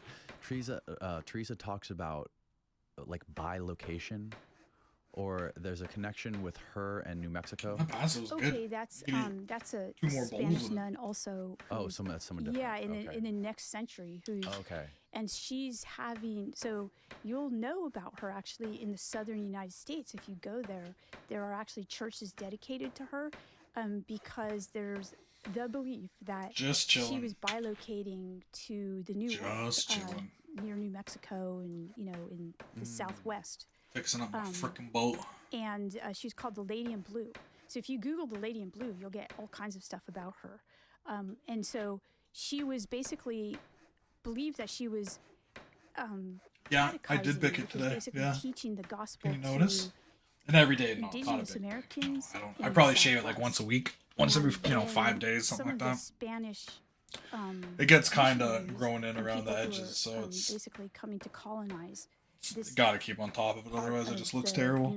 And even worse than how it looks is the fact that me trying to shave it takes forever after. Because it's too long. When they would come, that's the worst part. Some of the missionaries were bringing Spanish Catholicism, and the native people knew it already. Good enough. Said, how did you learn about this? And they said, through this Lady in Blue.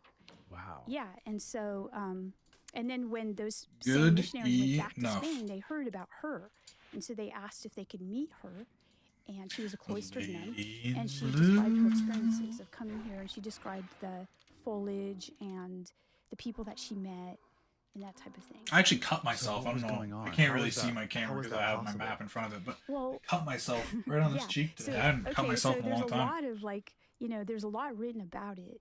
I luckily made it through high school. I don't know. He loved being bald. I mean, it's a nice feeling. Shaving your head and just the way certain things feel on it. Like, I love putting a hat on when my head's freshly shaved and stuff. Reduce this to it's nice. Going outside is nice. Fake, right? Yeah. That just didn't happen the way they said it happened. But I've talked to people who are Indigenous Americans who live in that area and believe absolutely in her. So it's a thriving belief. I'm not going to discount it. Are you? Nice. That's a bold choice. Going back to these crazy experiences that some people ascribe to, like, you really got to be confident what you're doing if you're going to skull it. Like ayahuasca or psilocybin. It seems like it's a blurry line between what is that, like dancing elves or whatever it may be, and exactly that's the thing, right? Like, you don't understand how like desensitized we probably are with what I think about that, actually, like the hair on your head and stuff like that. You just don't notice. You know, I remember some sports for a while, like when I played football, I would shave my legs so that like the hair didn't pull all game. I'm not going to prove this. Just like when you're doing stuff, right? It would just rip out, and it was just a pain in the ass, and that felt great. Like the way that, you know, my pants and stuff felt on my legs. That was always an interesting one. People who are doing the protocols are going there too. They're just doing it in a different way. Do you think it's the same place? Got buds. Kind of think that. Really? Yeah. What makes you think it's the same place? This is totally like non-professor talk. This is That's just fine. This is what I think. Okay, right. So yeah, so I've met too many people that have reported similar things, and almost identical things. Really? Yeah. I mean, it's just after time, you're like, okay, well. And then there are the people that are doing the DMT experiments. Yes. You know? Yeah, so I think, you know, I don't know. I mean, I think that it's really interesting, but they report like little elves, or like they report geometrical patterns and shapes, and a lot of them they take this stuff and they experience the same exact thing. Yeah, that's right. I was able to. I don't know if you know who Alex Gray is.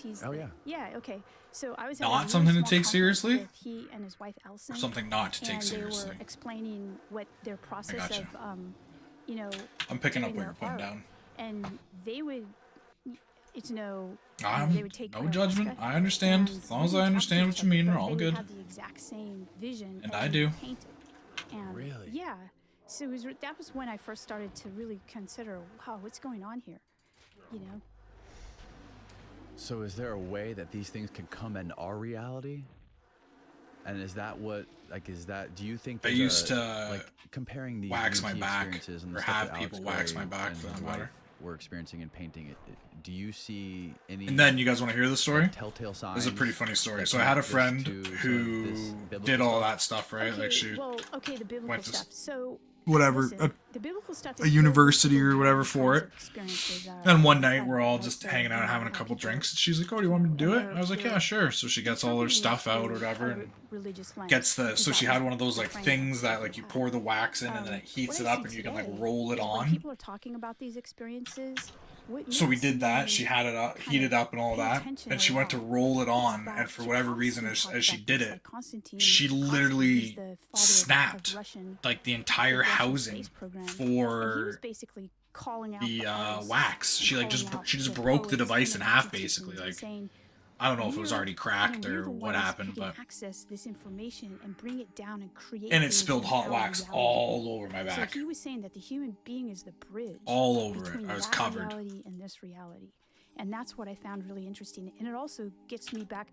By the way, once I did publish the book, I had so much correspondence from mathematicians and artists. You should do they it, Gucci. really resonated with. They pull all the junk and out of there. I downloading mean, there's some process. really good They each, I thought that things these for communities people were to do completely different. for their But I whatever now see them as very hygiene similar. or just So the artists sheer believe that they're comfort or accessing some kind of place, right? what have you. And then mathematicians also, not all of them, by the way. There's some that believe that they're imagining these places, but a good portion of them are what are called idealists, and they believe in a space of where these forms exist, like platonic forms, and it's like another dimension.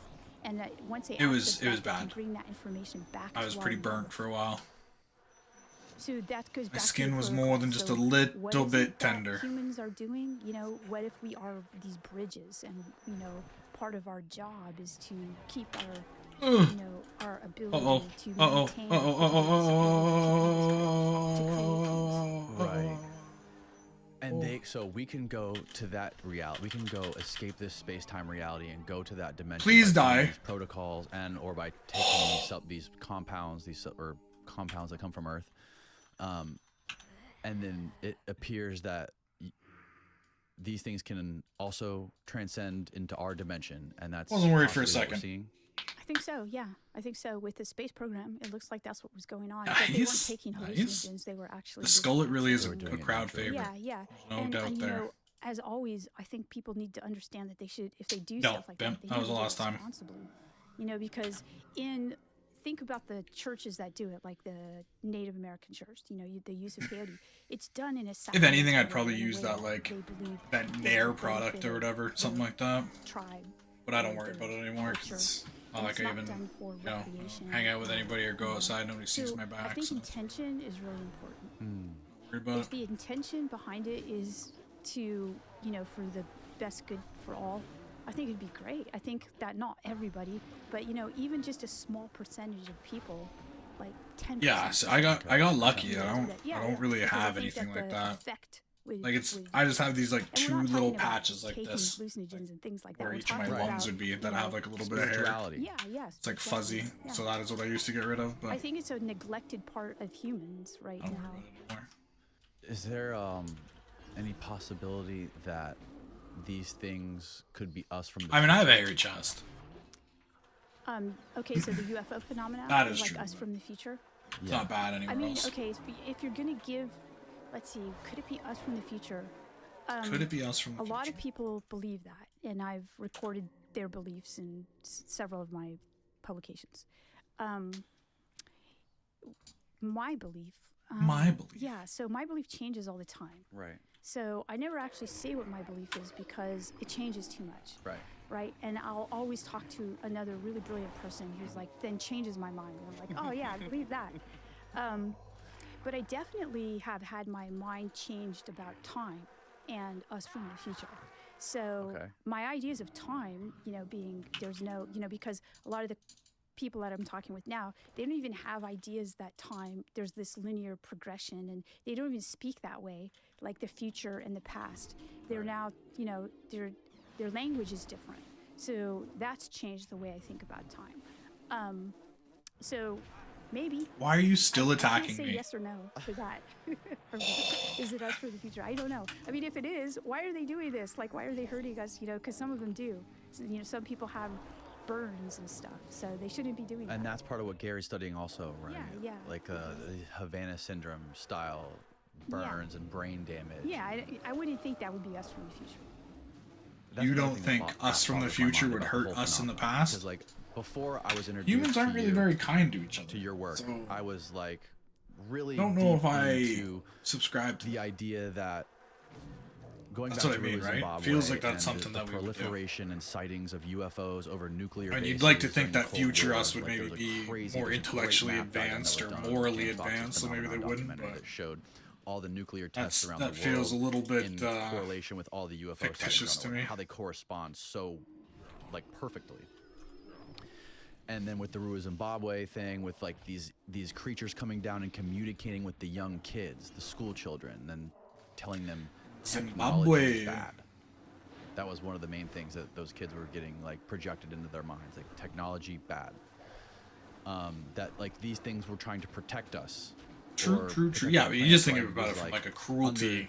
Like and, I had this you know, idea and this Well, feeling. yeah, at that point they're already this is going all to know good. what's happening, so But it's like after looking probably into have a good your idea research, it seems that what they're not doing, all good. why There's they're doing some it. that are good and there's some that are evil, right? Like, or is these people that are getting damaged, or are they getting hurt on accident?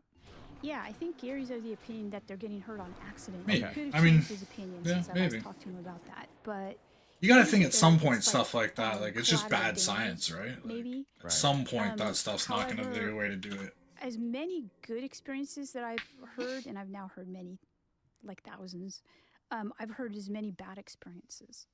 So I would have to suggest then that perhaps there's several. You already different used the kinds of excuse once, things that Gucci. You we're can't do it talking anymore. about. Because we Right. the research that we've been doing, it's not. There's a lot of it that's not public, and so Maybe we should make it we public. can't bring a lot of researchers to the table to talk about it openly. It seems at this point still. Right. So we're just beginning to understand it, and it looks Gotcha, like gotcha. different kinds of things. Different kinds of things, different I kinds mean, of I would have to beings. suggest that, Yeah, yeah, that yeah. makes the The most theory sense. is that we're only going to be able to travel Because back in it's a time nice once we've invented idea time travel that to the it date is that we a invented super it, right? advanced species. The that is Danny just looking Jones out for us podcast Yeah, and that would trying be to nice. like With guide us in the right a direction biblical along the evolutionary path, and history not blow ourselves up. researcher, There's also the for connection the most part, named Diana with people Walsh, I like believe is her Tyler, name. how they're able to access this thing, and children.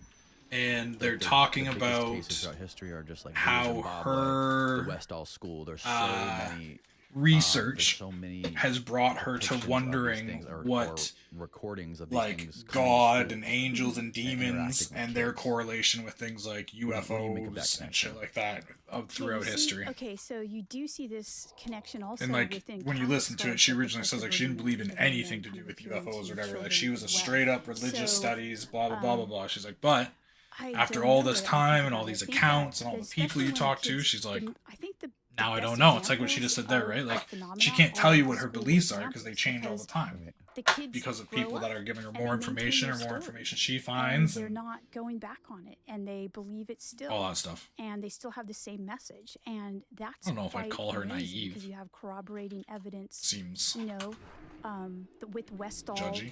with the Zimbabwe case, and I think it's super compelling. Well, she's the one that says that What they wouldn't is, do anything to us. yeah, Oh, but she- you're saying that we should Dr. fear the White, future, Dr. so that's why White, she's what- naive. what is I got she you. Okay, I doing got you. I got you. as far as in Yeah, regards I to mean, like babies and like teaching them you know, to connect to this network. And, maybe like, it's raising just kind of children blind in a different hope. Way. You said there's some protocols. You know, she that seems do smart with enough to young know children. that obviously things like that is she's probably a developed possibility. A program for infants, basically, because it's at But that that's not point that necessarily they're what you want to go spreading developing, around, is it, right? their That future neurons us is just going are to probably murder connecting past more us to, just for funsies. create an infrastructure in their brains Just to you wouldn't know the identify truth different if that was going to be the languages. case or not. And Yeah. she has identified a language. She calls it an Earth language, and She uses technology to take the language. The and only to thing that make I've seen it about into time travel trackings, is that like, they say that there is no chance that you're going to be able to travel. travel I didn't know this. But until it's babies don't see invented, in right? So the color, they see day in black that and the white. machine or So whatever it is the book invented, in black and white. that is And she where did it because future of her us will be able to entry. She travel wanted back share to with them the beauty of when the we're universe, able to and she travel said back. that, But oh, until aliens are then, horrible.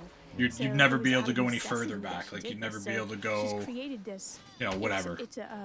It's an immersive experience for these babies. So they'll develop the ability to identify Go ride this a Earth horse in the language, and Midwest or it's something. nation independent.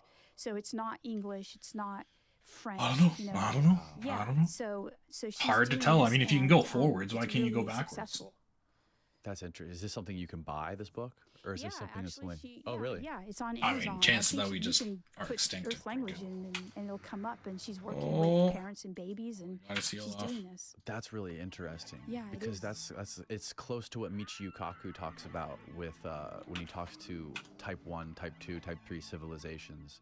How like right now we're a type 0 civilization, and in order to become a type 1 civilization, we have to become like a planetary species, which is like Multiplanetary it's, species?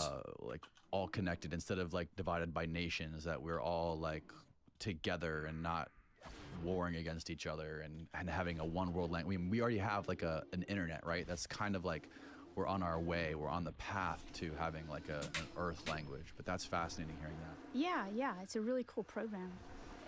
Well, cool. Thank you Well, very much nobody's- for doing this. Nobody's Yeah, done I had a either, good so time. you Thank you get so much nothing's for inviting me. proven. Tell people where they Right? can What up, follow Dennis? your work and get your books. Sure. So I am on Twitter, DW Pasolka, and my books are on Barnes and Noble. I did not and see your Amazon. amazing food on Discord. Okay. Wherever It's- books although are I sold. do want to Perfect. eat one of those. I'll make sure I link it burritos. all below. And Now thank that you you've told again. me about it, I'm still hungry. One of those burritos would be good. I really might do something like that, actually. Sounds like a decent plan. I don't really want that much of it, but I can do a smaller version.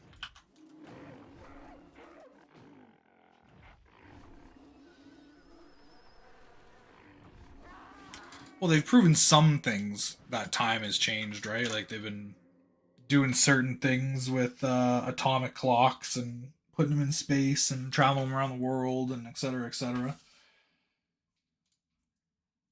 But I haven't heard too much definitive about anything yet. Let's listen to DMT stuff. More aliens. Do I really feel like that?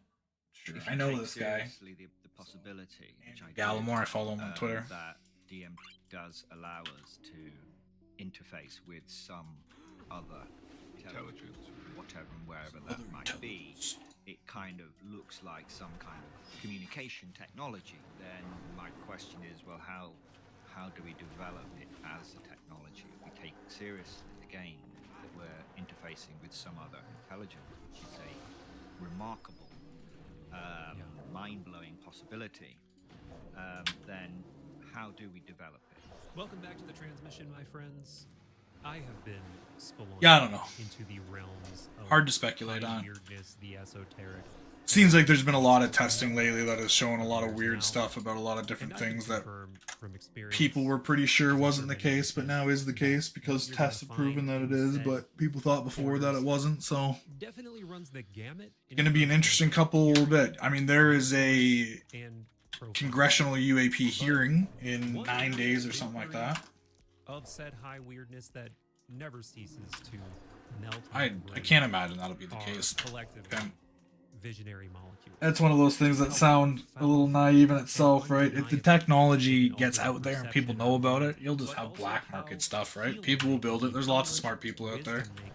You'll have people accidentally putting half their body in the future and half their body in the past. And this is just stupendously, superfluously true when it comes to a deceivingly humble looking little molecule called DMT. Because within moments, it catapults you into alien worlds of hyperbolic geometry and beauty, but also and potentially. Well, you gotta think, you gotta assume if you can do those things, technology will equivalently have gone up with it, right? So you think if you can do those things, then you should have the technology that makes it easier to keep track of everything, right? It'll be able to house everything that you need it to house Gallimore within is, itself I think it's if fair to say, we utterly get there as a obsessive. species, right? It's not like you're just going to Develop invent time technology travel and into be the like, next okay, stage well, that luckily we allow got people to nothing else needs stay inventing in with it. Let's just said fucking states rip, bud. I mean, I'm sure indefinitely, somebody will do that. such as the ones coming out from I'd probably give Imperial it a rip. College London. Links to that in the description if you But want you know what I to mean? know Like more. there will be Andrew's some also the safety author of two in there. You really know, think about how many unique, monkeys will fascinating try to books on the send topic, first, or reality dogs, or switch rats, technologies or and alien information whatever it is theory. they do stuff. All of the links that you will need for Andrew Gallimore, his books, and his extraordinarily fascinating work that I'm so tempted Yeah, to I mean, continue that's rambling pretty about much. now. All I the links imagine you will need that for it are in might the happen. description. Same for this media vessel, my friends. Third eye drops. Speaking of which, it would mean so much to me Third if you eye would like, drops? sub, comment, share, and it would also mean so much to the algorithm as it is ever hungry. We've also got hundreds more mind melds in our audio only back catalog with really brilliant beings, including another one with Dr. Andrew Gallimore, but you can only hear those on podcast platforms. So do sub to Third Eye Drops wherever you listen. And if you want to riff with me personally and hundreds of other beautiful sentient sacks of stardust, join up over at patreon.com/Third Eye Drops. It's not only the best way to support, you'll get access That's, to a I imagine. Patreon It Discord probably looks server, something like that. Zoom hangs, physical rewards. You gotta think, if you can start and dematerializing people and rematerializing them, // fucking A. eye drops. And with that, my friends, let's meld minds. That's gonna with the bring wise and wonderful Dr. some Andrew interesting stuff with it. Andrew, great to have you back in the mind meld, man. Thanks for having me. Good to be back. You've Oh. become the guy when it comes to this strange, whole milieu that comes with this conversation around DMT.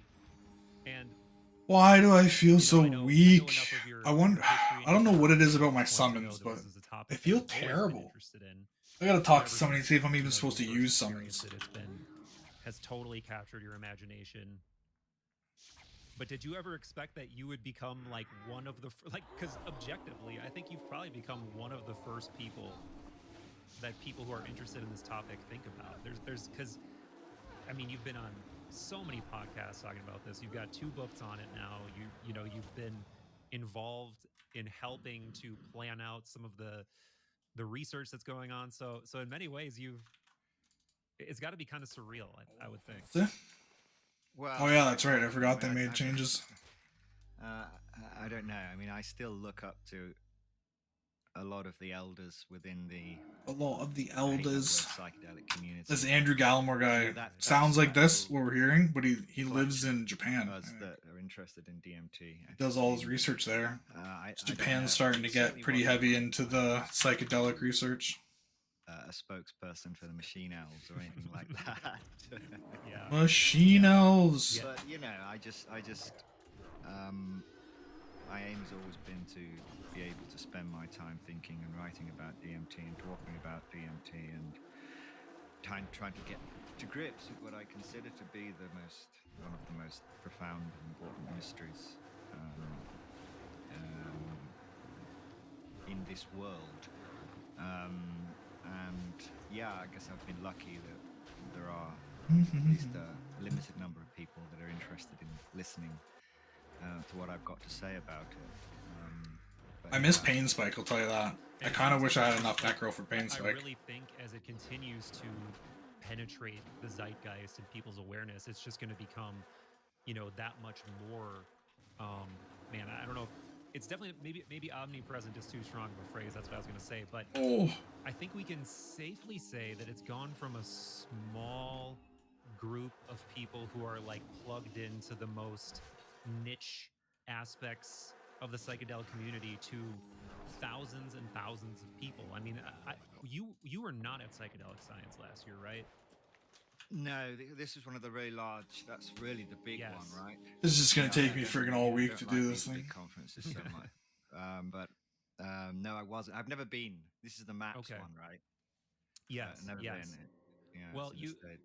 hopefully the next one. I mean, if you don't like large conferences, you may not like it. But for me, it was definitely one of those moments of just talk about things that are surreal. Just seeing something that, and not just a big event, but it's by far the largest organized event I've ever been to in my life, other than like a sport, something in like a sports, It's pretty terrible, like a Gucci. Yeah. stadium. Like it was literally just like It's I'm sure you've heard tens it of sounds like thousands of people, Mibs. If you want to do anything hundreds like of boat wise speakers, that isn't just just clearing NPC incredibly boats, massive, and the do caliber Mibs. of people too. Seems like You know, one of the that's better something else things. that Like if here you want is to very casually thankful run is, like, around towns this and isn't look for just bagging crew, niche people. it's not bad. But I just think speaking at the tiny events amount anymore. of garbage crew you'll There get were is just hundreds of people that I remember not really seeing, worth. MD, PhD, you know, like massively, you know, the most Messages in a bottle, yeah. Sphere's sort of like intellectual people with Buy up a with bunch, deep map out expertise an in whatever area their given field of the ocean, is, right? Go do like that are 20 of them at a interested time. in substances for various reasons. So that, I think that's a huge aspect of it too, is like the tone around it is really starting to change. Yeah, I mean, certainly. I mean, psychedelics more broadly. I mean, it's just if you were to do something like that, like if you don't want to do like T mapping or anything like that, if you want to do some boat stuff, it's the therapeutic approaches, therapeutic applications, which could be, you know, quite revolutionary, I think, for psychedelics. I mean, you'll end up coming across a good crew, and maybe you'll get a really good one. But the first couple legendaries on the server were from bagging. On tomorrow, No, nobody's doing anything. I'm going to. I've got the alarm up, but some guys at KO University. Nobody's ding-a-linging. Top universities in Japan, because they are planning well, they're currently recruiting for out here fucking flame striking mobs, just having the time of my life. Which, I mean, I only heard about it a few weeks ago, and I was like, really? Time of my Couldn't life. really believe that was actually happening here in Japan. So yeah, I think new PvP though, new PvP updates apparently on the horizon. Drugs for getting high, but are actually valuable, could be extremely valuable medicines, perhaps comparable. Maybe I'm being slightly. Big Man in our guild has almost all of them done. Comparable. Yeah, I'm not 100% sure. I think they've just announced that they are focusing on PvP for the next patch, or maybe not focusing, but I think it could be that important. You know, but when it they're going to do something about it. They even made a PvP channel in the Discord. That remains, to some extent, kind of a slightly more obscure compound, or was at least, right? I mean, if you go back prior to Rick Strassman's study in the 90s, most people would never have heard of DMT. Unless you happen to be into Terence McKenna, Right.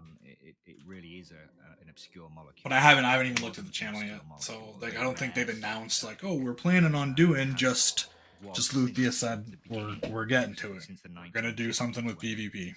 DMT was first discovered. I don't know if that means like a 3-month time frame. I don't know if that's a 6-month time frame. I don't know if that's a fucking 5-year time frame. Who knows?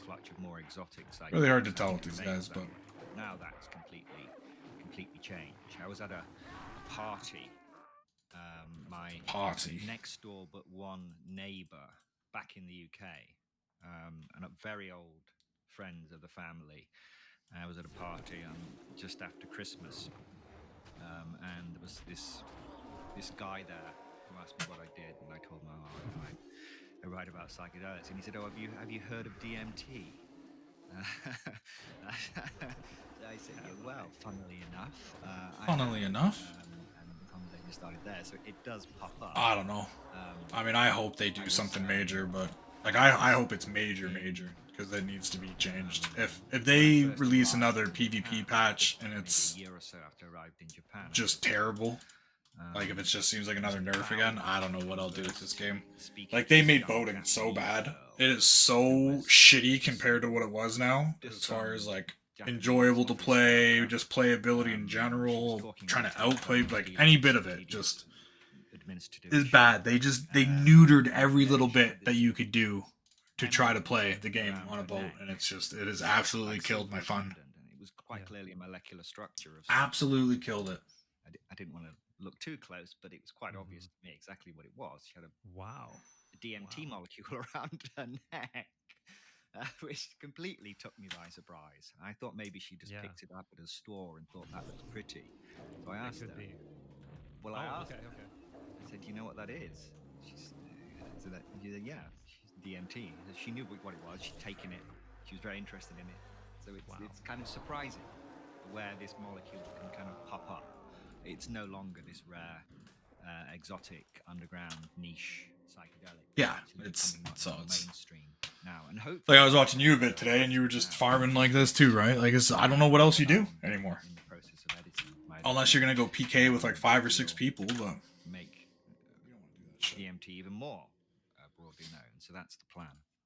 I didn't even know you were finishing up a new book. So give me whatever information you can on this. I must know. So I've been writing it for the last 9 months. So it's being published by St. Martin's Press, which is nice. Macmillan. So it's going to be all right.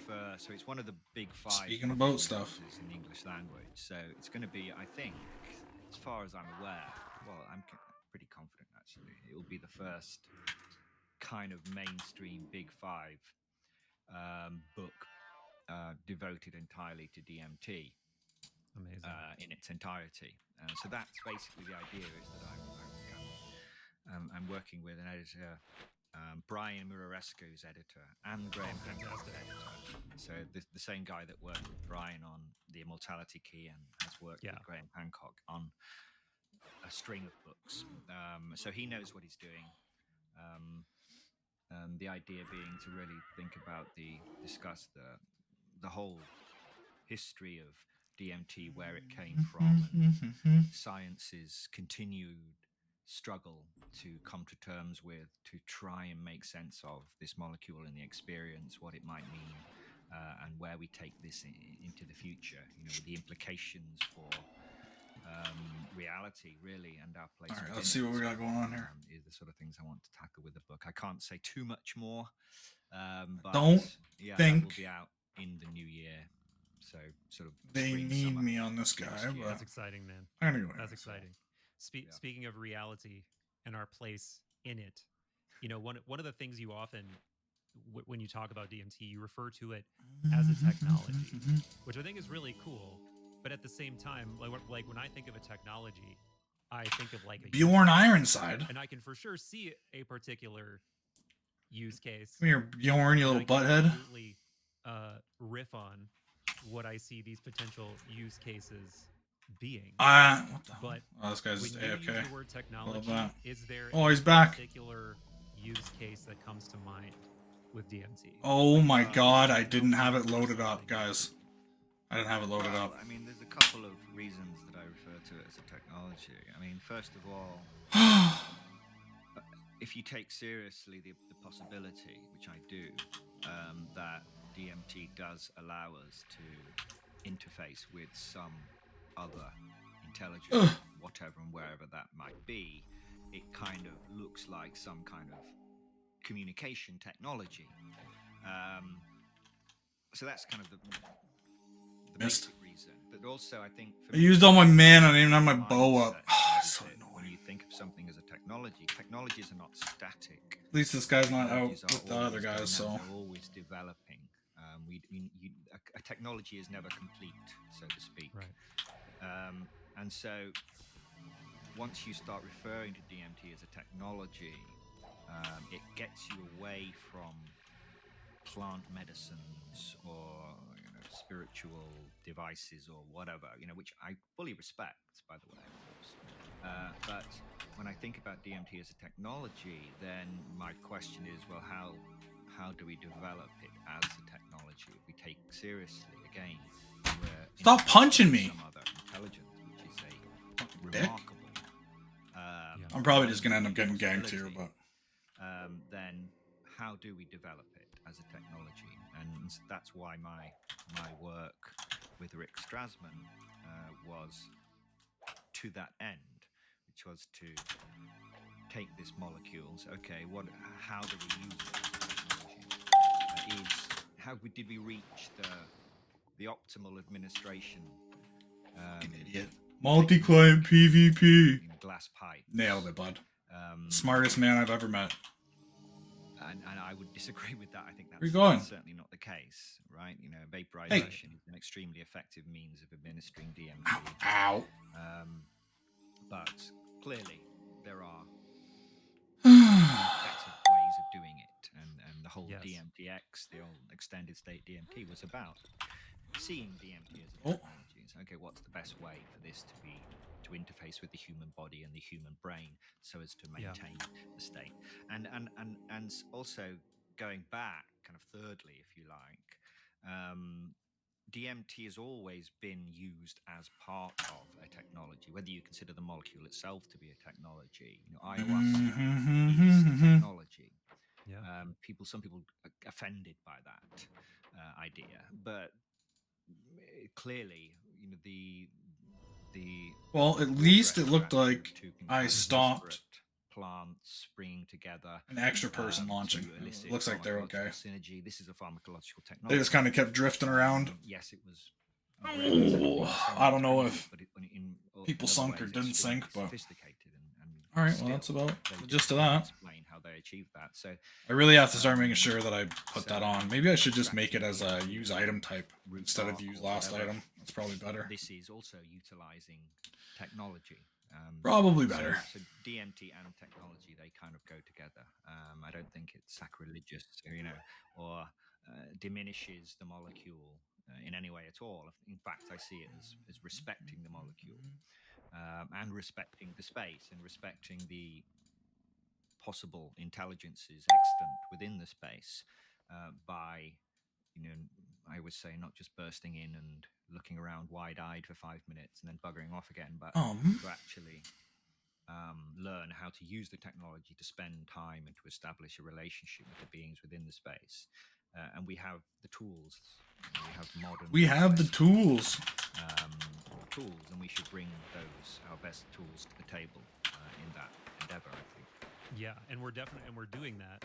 Thanks. All to- right, let's thanks go to see if we can find Imperial somebody. College London, which I know that was a subject in our previous conversation, but I don't recall if that study had actually I don't know if I'll taken get there in place time, and the though. results had been published. But there's still a lot of like very just straight up misinformation going around about like what that study was. Like I've seen multiple times people thinking that it was like your study or that you directly did it, or that people were under the influence of DMT for like hours and hours and hours, which wasn't the case.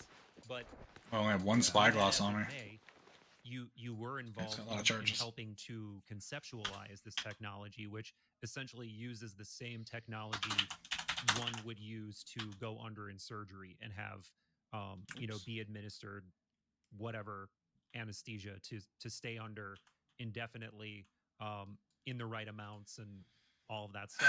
So I really helped design wish this Lucius study, would come in here correct one me if day I'm when I wrong, talk about the speed using of that same boats, and he would technology. just be like, you know And what, I know Soul, that's a there great are idea. obviously Let's just published up results, them like this across the was a board, neuroimaging so it doesn't take you study, 45 minutes to you know, get to different every things that happen single to people thing. neurologically, physiologically. Great, Lucius. That would be wonderful. Thank As you. I mentioned when we were chatting the other day, I appreciate become that. friends What with a Alexander quality of life Binder, for who was boating. in the study. So Yes. so I've heard a lot of the more subjective elements of what people experienced in that study as well. The hell? So there's just so much to talk about in terms of what the takeaways are and what you think we've learned about this technology via that study.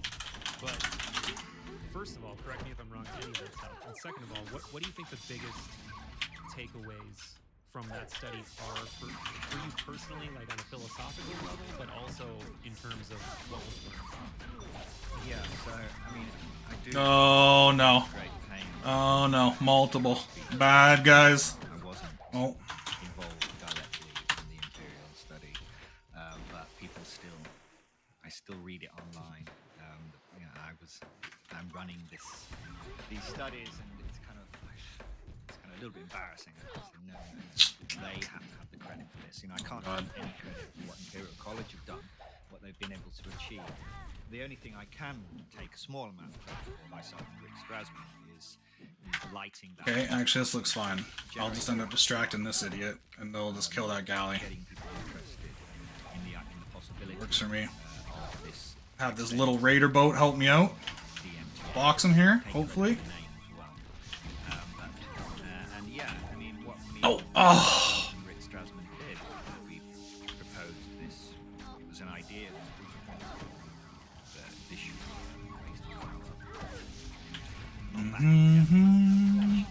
our kind of very rough model that we developed, that this should work in humans. We should be able to stabilize the brain DMT concentration over time, and that because of Rick Strassman's pioneering work showing a lack of subjective tolerance and all these other pharmacological peculiarities of DMT, should have made it amenable to this target-controlled intravenous infusion technology, which, as you say, is so that's what myself and Rick did. We did early on when Imperial were planning the study. Both myself and Rick were consulted, so we offered some advice. But they went away and they worked with a pharmacologist in Sweden, a specialist pharmacokineticist, who produced a much more refined and sophisticated model, recruited for, there was like 11 subjects in this first study, so it's relatively a small study, but the whole purpose was not to, people always complain as well, so, you've been talking about this for 6 years, and I thought you would have the maps of the DMT world by now. I think people underestimate the amount, how long it takes for these kind of these scientific processes to proceed. It takes a long time. But yeah, the aim of the study was not to prove the existence of the machine labs or to map the DMT space or anything like that. It was quite simply, to show that this DMTX technology, one, worked, and I don't have any mana. was safe. Hold up, my friend. I don't have any manas. This breakthrough state and hold them there, and they wouldn't. I got left alone again. It's the only trouble not being in comms, right? I gotta try to tell everybody. Would have been a different possibility, but that doesn't seem to be the case. So I didn't even get one message in response to any of the things that I typed. A mixture of boys and girls. We did a panel. Myself and Graham Hancock. We hosted a panel with some of the subjects. Oh wow! Not even one. I saw that. Yeah. Yeah. And any kind of trip reports that came out of it were a bonus. We have nobody on today, really. I don't nice thing. know how that's the study wasn't really focused on that. I don't think. At least the first paper that they published was not a lot at all. That it was safe and tolerable. And the fact that it is that's the biggest. He's got no crew or anything, you so can do this. You can bring someone into the stage. But they don't think I can get there in time to help. Minutes, but that's no reason. There's no indication that shouldn't be. But I'll try. Extendable. Yeah. To an hour and a half, 2 hours, 3 hours, for as long as anyone really can stand it, I guess. And it's like, I always liken it to the difference between scuba diving and deep sea diving. With scuba diving, you have a limited amount of time on your air tank before you have to pop back up.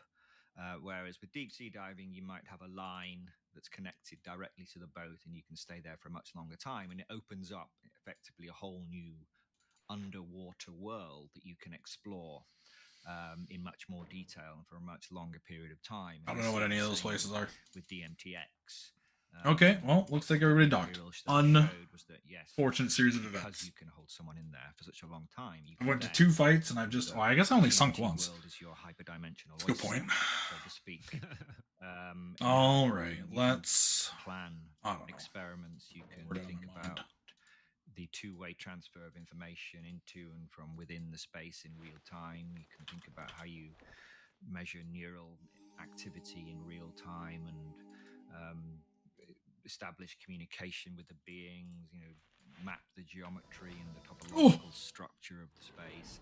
Any kind of experiment that one might want to do, or any kind of analysis, any kind of phenomenological or other kind of data is now opened up, I think, because of this technology. So we're just at the beginning, I think. with Yeah. DMTX. Yeah. Well, first of all, I think it's hilarious that people think, "Oh, you've been talking about this for 6 years. Why don't we have like maps of the the psycho spiritual moon yet or whatever?" And I find that funny for so many reasons, but one reason I particularly find it funny It's a pretty valid is point, though. even I, as someone They've been who doing have been long trip DMT now interested in for, orbiting I mean, this for as space long as now I've for known, like over- at least well 2 over a years. decade, it shocks me. And it sounds like, you know, they're talking about it being 6 regularly. years or a decade. Like, how do you not have more of it mapped at yet? MAPS conference last year? I couldn't believe how massive it is, how many different aspects of culture it's penetrated, how far along it's gotten in terms of like FDA approval, though there was just a pretty major setback recently, unfortunately. But still, be that as it may, I don't the think I'm fact going to that try to we're break looking people. I'm at, just going to try to um, hit them with everything I got. experiments like this now, where the proof of concept has happened. And I have been told by Alexander of planned studies coming down the road that like they could be truly ontologically explosive on the order of like of like alien disclosure. And that might sound crazy to people who don't know what we're talking about here or have never like thought too deeply about this, but the idea that there could really be a place, and I'm throwing quotes around that because I don't mean physical space, but I mean an ontological Damn it. reality where there is this layer of truly extant phenomena. What? We'll leave it at that. Not even say what it is. But that it's like truly here. A magic arrow to end It's weakened, psychological, and it didn't. The weekend didn't your own, interrupt the recall. You know, Yay. your own personal experience, that it could be that this is a realm that people can go to Ow. together, and people can report phenomena together and corroborate one another's experience. That is on the level of something like alien disclosure for people who Can't kill anybody. are willing to sit down. Yeah, and how do you kill actually people confront nowadays? what it is that I'm proposing here. I mean, Yeah. you can read into it a lot of things, but even if you don't read into it anything and you just leave it at it totally what I've said there, that's huge. I wonder what And they're it going to do seems for like the to me PvP that change. we're on the precipice of that potentially. Yeah, I mean, I wonder if they'll add skills bigger or, I don't know, it's even bigger than change mechanics. disclosure in the class. Yeah, I mean, I die to mobs more than anything else. Because Mobs OP in this game. Few intelligent people would OP. completely dismiss the idea that we live in a universe that's teeming with life. I think that's widely accepted that we're probably not alone, and that it's not unscientific, it's not irrational, it's not mystical or magical to believe that we're probably in a universe teeming with life. But yeah, it's impossible. People tend to assume run, that right? life But like, who wants to go PK in a dungeon with 35 people? Beings, perhaps not entirely similar to ourselves, but still recognizable as biological forms that are going to arrive in shimmering metallic discs and land on the White House lawn. Drives me nuts. Maybe not with Biden there. He probably they'll wait at least 10 more years to yeah. You know, but I think what's kind of happened in the last, if you keep up with I was watching, who was it? Tucker Carlson. Oh, Tucker Carlson. On Rogan. He's been red pilled, man. And I don't agree with him on everything. I mean, he takes this biblical angle to everything, which to me is a bit of a cop out. Yeah, Tucker Carlson really took a turn there, eh? But now he was. I saw the other day he told a story about how he felt like he was attacked by a demonic presence one day or something like that, and like he was a full on attack, and he's gone super biblical. Non-human intelligence kind of community is that the vast majority, probably of intelligent life in the universe, is not likely to be these wet-bodied, wet-brained beings, but actually something else, and that intelligences and civilizations advance. They don't necessarily advance. Looks like they'd be down here. The kind of classical Kardashevian sense in Yeah. You know, taking control over, assuming control and occupying and colonizing larger and larger scales of the cosmos, but actually they might be moving inwards, so to speak, at smaller and smaller scales. And this isn't a new idea by any stretch of the imagination. John Barrow, I think, I forget how long ago it was, but a decade, maybe 2 decades ago, the British cosmologist, he suggested the alternative to the Kardashev scale. So the Kardashev scale, of course, is the idea of type 1, type 2. Oh my god, I thought I stood in front of him before I casted that evil. Exactly. Galactics. I did not. Galactic civilization. So this is how we normally imagine it. But he said, actually, if you look at how human civilization is progressing, 20? and human technological is evil to this dude for 20? We aren't. Yes, we're slinging these probes, unmanned probes into orbits around Mars or whatever. We're doing that, but actually, the vast majority of our efforts are directed to smaller and smaller scales, to the genetic, to the atomic. All right, round 3. Here we go. To the subatomic. Think of the large hadron or hadron, or how you say it, hadron or hadron, and all that kind of stuff. It's all about going deeper and deeper and deeper. Oh, okay, well, I got pretty lucky there. This is what an advance. Took a bit of an assist from the molten demon. Backwards. Oh, sorry, not backwards, but they're moving deeper and deeper to smaller and smaller scales. And eventually they reach the went from full health to 10% health. The basic structure of space-time itself. So it's always been. I heard another the ding, last few but years at least, it's been my there's not much I can do about it because I'm flagged and everything. The beings, when they reach what we might call a post-biological stage of advancement, where they're able to kind of cast off their material bodies in some sense, that they're not going to be uploading themselves onto a server, on a moon orbiting the nearest planet or whatever, but they're going to be instantiating themselves in the fundamental computational structure of space-time. It's going to be deep down, which means that they will, for all intents and purposes, disappear, and they will be, in a sense, everywhere and nowhere. And it's also everywhere and nowhere, all at once. Countless of these civilizations have already done that. If you estimates for the age of intelligent civilization. I thought so too, Beer. I almost didn't attack him because of that. But then I thought, you're not in face. A couple of billion to so then I did anyways. 10 billion years ago. In other words, long before we arrived on the scene, which means that vast numbers have probably already achieved this. And which means that not only are we living in a universe that is teeming with life, but the vast majority of this is likely to I try. be post-biological, so not biological in the normal sense, some intelligence that have transcended.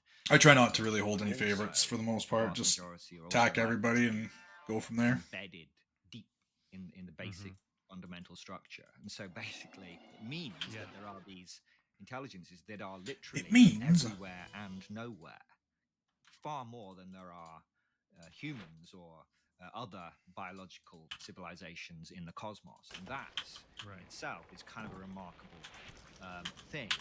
Then this naturally then leads us to the question. All right, round 3 on the boat.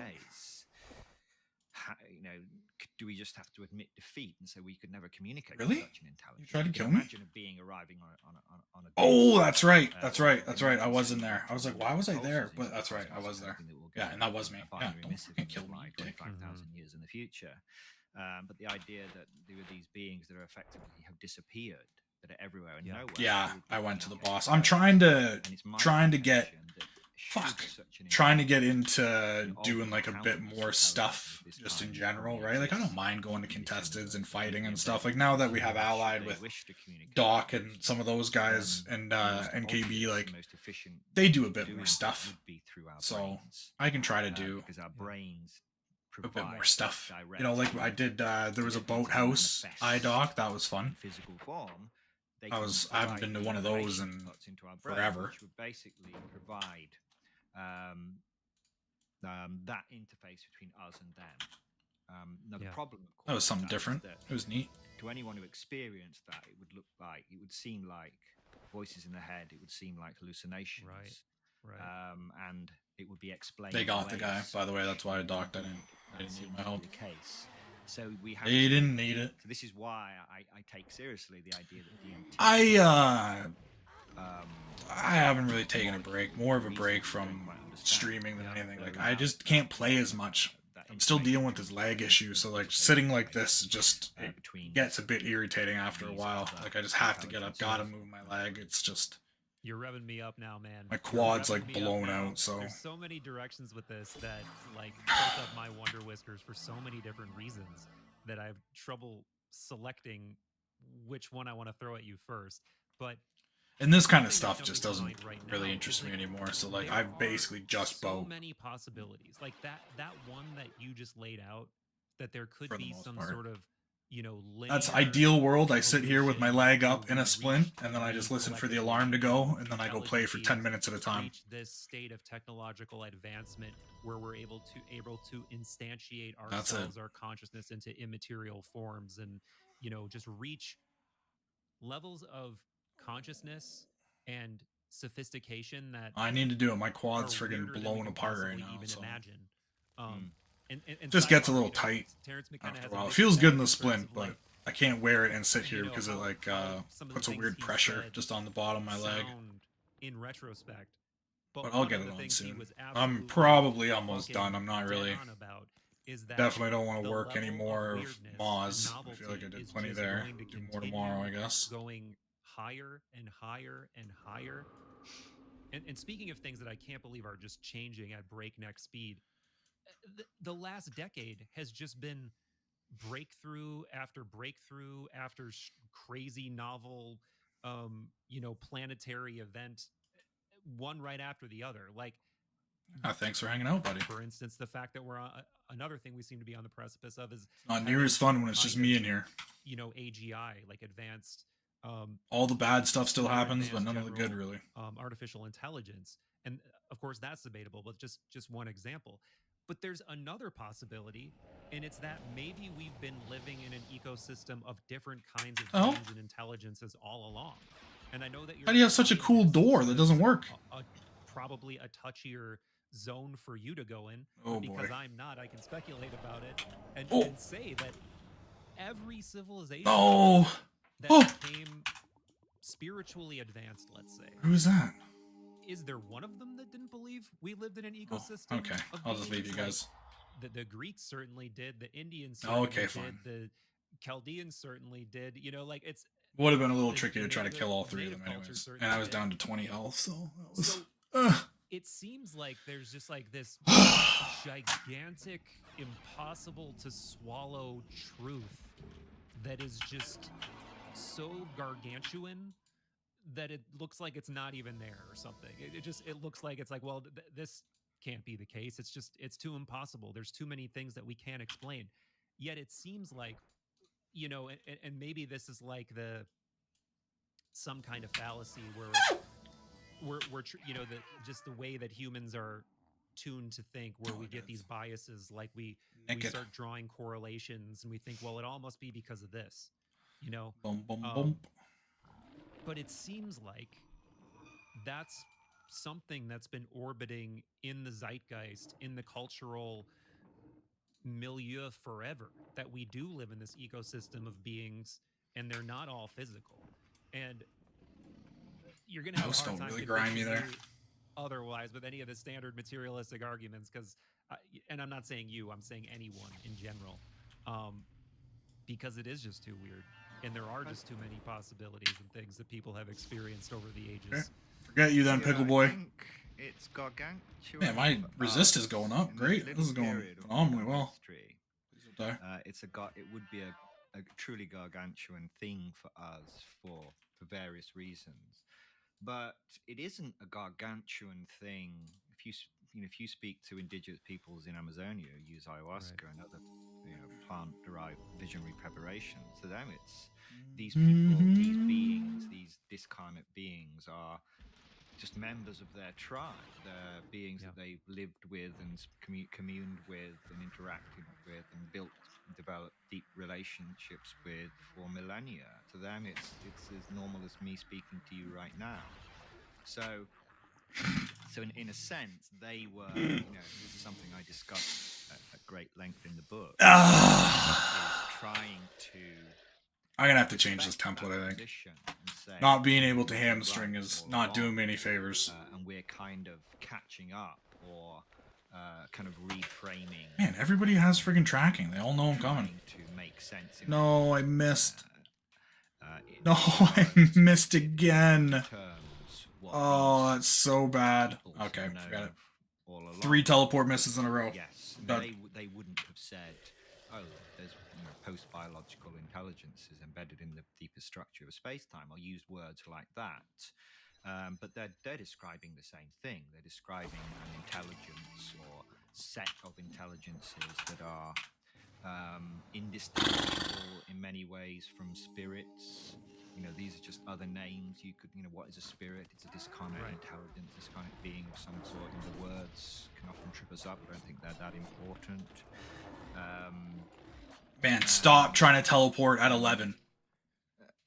And so we're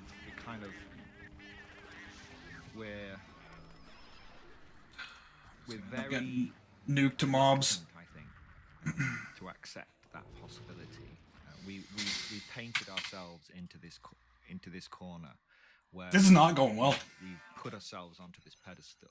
We have a lot of hubris, and we think we've got it all. A lot of hubris. And any threat to that well-established standard model of reality is going to face massive resistance. But that's starting to break down now, and it's no longer considered what up, Cactus? Particularly irrational or outlandish to consider the possibility that definitely go die in coma. As I was saying, these post-biological or non-physical highly advanced. I'm happy they changed this part. This was a terrible place. Effectively indistinguishable from gods. I mean, from human perspective, they've existed forever. I mean, if they reach their level of advancement billions of years before it's just we what arrived, we do on the Earth, or evolved on the Earth, emerged on the Earth, then they're indistinguishable from gods. Everywhere and nowhere at the same time. They're effectively omniscient. They're, from our perspective, in terms of their intelligence and their advancement, he even walled it off. They are, what the fuck? Godlike. And so actually, we find ourselves kind of, the whole thing is kind of curving back to what these indigenous peoples and other peoples across the world. It is, yeah. I wasn't going to attack him. I was going to ask if there was any bad guys further down, but then he magic arrowed me. Basically saying the same thing now. And I think we have to respect that. The idea, we can't sort of take complete credit, saying, "Oh, we've had this beautiful new idea about post-biological intelligence. Just gonna magic arrow me, and then you better get ready for the consequences." There are these people across. I say that. Hopefully, I don't get friggin' nuked by mobs before I kill them. Yes, they might not have all the right, clever terminology and nomenclature to describe this, and the technological sophistication and all that modern scientific underpinning to explain, but they've been tracking either, which makes this kind of shitty. Than we are in establishing and maintaining communication and relationships with these intelligences. And so there's a lot that we can learn from them. And so I think it's important to maintain that thread. And recognize that thread is there. And I think that's often lost. Is the idea that they were primitive people, all right, magical mystical, irrational ideas. We are the post-enlightened. I don't really who want to go understand things much to better. a place that is like And that jam everything that packed. came after the Enlightenment is all us. Aegis is probably gonna be So packed, we but- can take credit for having discovered potentially these We'll try here. intelligences. Whereas actually, we have to say, in all fairness, that lots of other people got there before us, but we're just kind of rediscovering it now. Never so mind. It's interesting to think about. Probably how should have hit restock once or twice. Brings all that together. The mystical, the traditions of There's way too many people in that dungeon. Amazonia and elsewhere, and what we're learning now about these intelligences from our modern Western technological scientific perspective. Yeah, how you brought up the via the, I believe it was via the Carlson vector. You brought up the topic of alien disclosure and this emerging offshoot of that is essentially the spiritual explanation. But let's actually leave that off to the side for the moment. But how much do you pay attention to, and are you interested in that phenomena in general? This whole, what feels like a slow roll disclosure and just kind of general slow acknowledgement of the probable existence of something else. A probable from existence. The very people who used to make that seem like a cartoonish idea. I mean, did you see this recent strange Harvard paper that was going around about a week ago? No. I don't think really? So. Oh man. Okay. Tell me about it. Maybe. I'm not sure. You'd have to be more specific. So it's like this paper that was published, like an academic paper. It's like this paper. 3 authors, 2 of them were from Harvard. I don't remember where the third was from. But essentially it was like a summary. I think I have some of the quotes, because I shared some of the quotes, because it was just so mind-blowing that I'm just like, how is this real? But it was kind of summarizing the different possibilities of what we could be looking at here in terms of what is it that people have been witnessing, what are these phenomena, and they outline 4 possibilities. Okay, so 4 possibilities. I can read you some of these quotes. They're a little bit long, but the author, the scientist who wrote the paper, became increasingly aware of the depth of evidence and theory that also tentatively supports another ultra-terrestrial explanation, the quote-unquote crypto-terrestrial hypothesis, or CTH. Our focus here, which holds that UAP may reflect activities of NHIs, I'm dead. Concealed here on Earth, Earth, I'm dead. and its environment. I'm not dead. So then they have these 4 possibilities of what they think these beings are, and spoiler alert, they missed your. Oh no, there's a dust trap. Your proposed possibility. They don't have. I guess they come close to it with one of them, but they definitely don't have super advanced beings that have instantiated themselves in like non-material forms exactly. But they have Okay, the first are human crypto-terrestrials. Super fun. Technologically advanced ancient human civilization that was largely destroyed long ago, e.g. by a flood, but continued to exist in a remnant form. E.g. by a flood. Are hominid theropod crypto-terrestrials, a technologically advanced non-human civilization consisting of some terrestrial animal which evolved to live in stealth, e.g. underground. The paper suggests that these could be an ape-like hominid descendant or descendants of unknown, quote, unknown intelligent dinosaurs. The third crypto-terrestrials are former extraterrestrial or extraterrestrial crypto-terrestrials. These would have arrived following this? on Earth from elsewhere in the cosmos, Extraterrestrials from the human future, respectively, and concealed themselves in stealth in places such as the moon.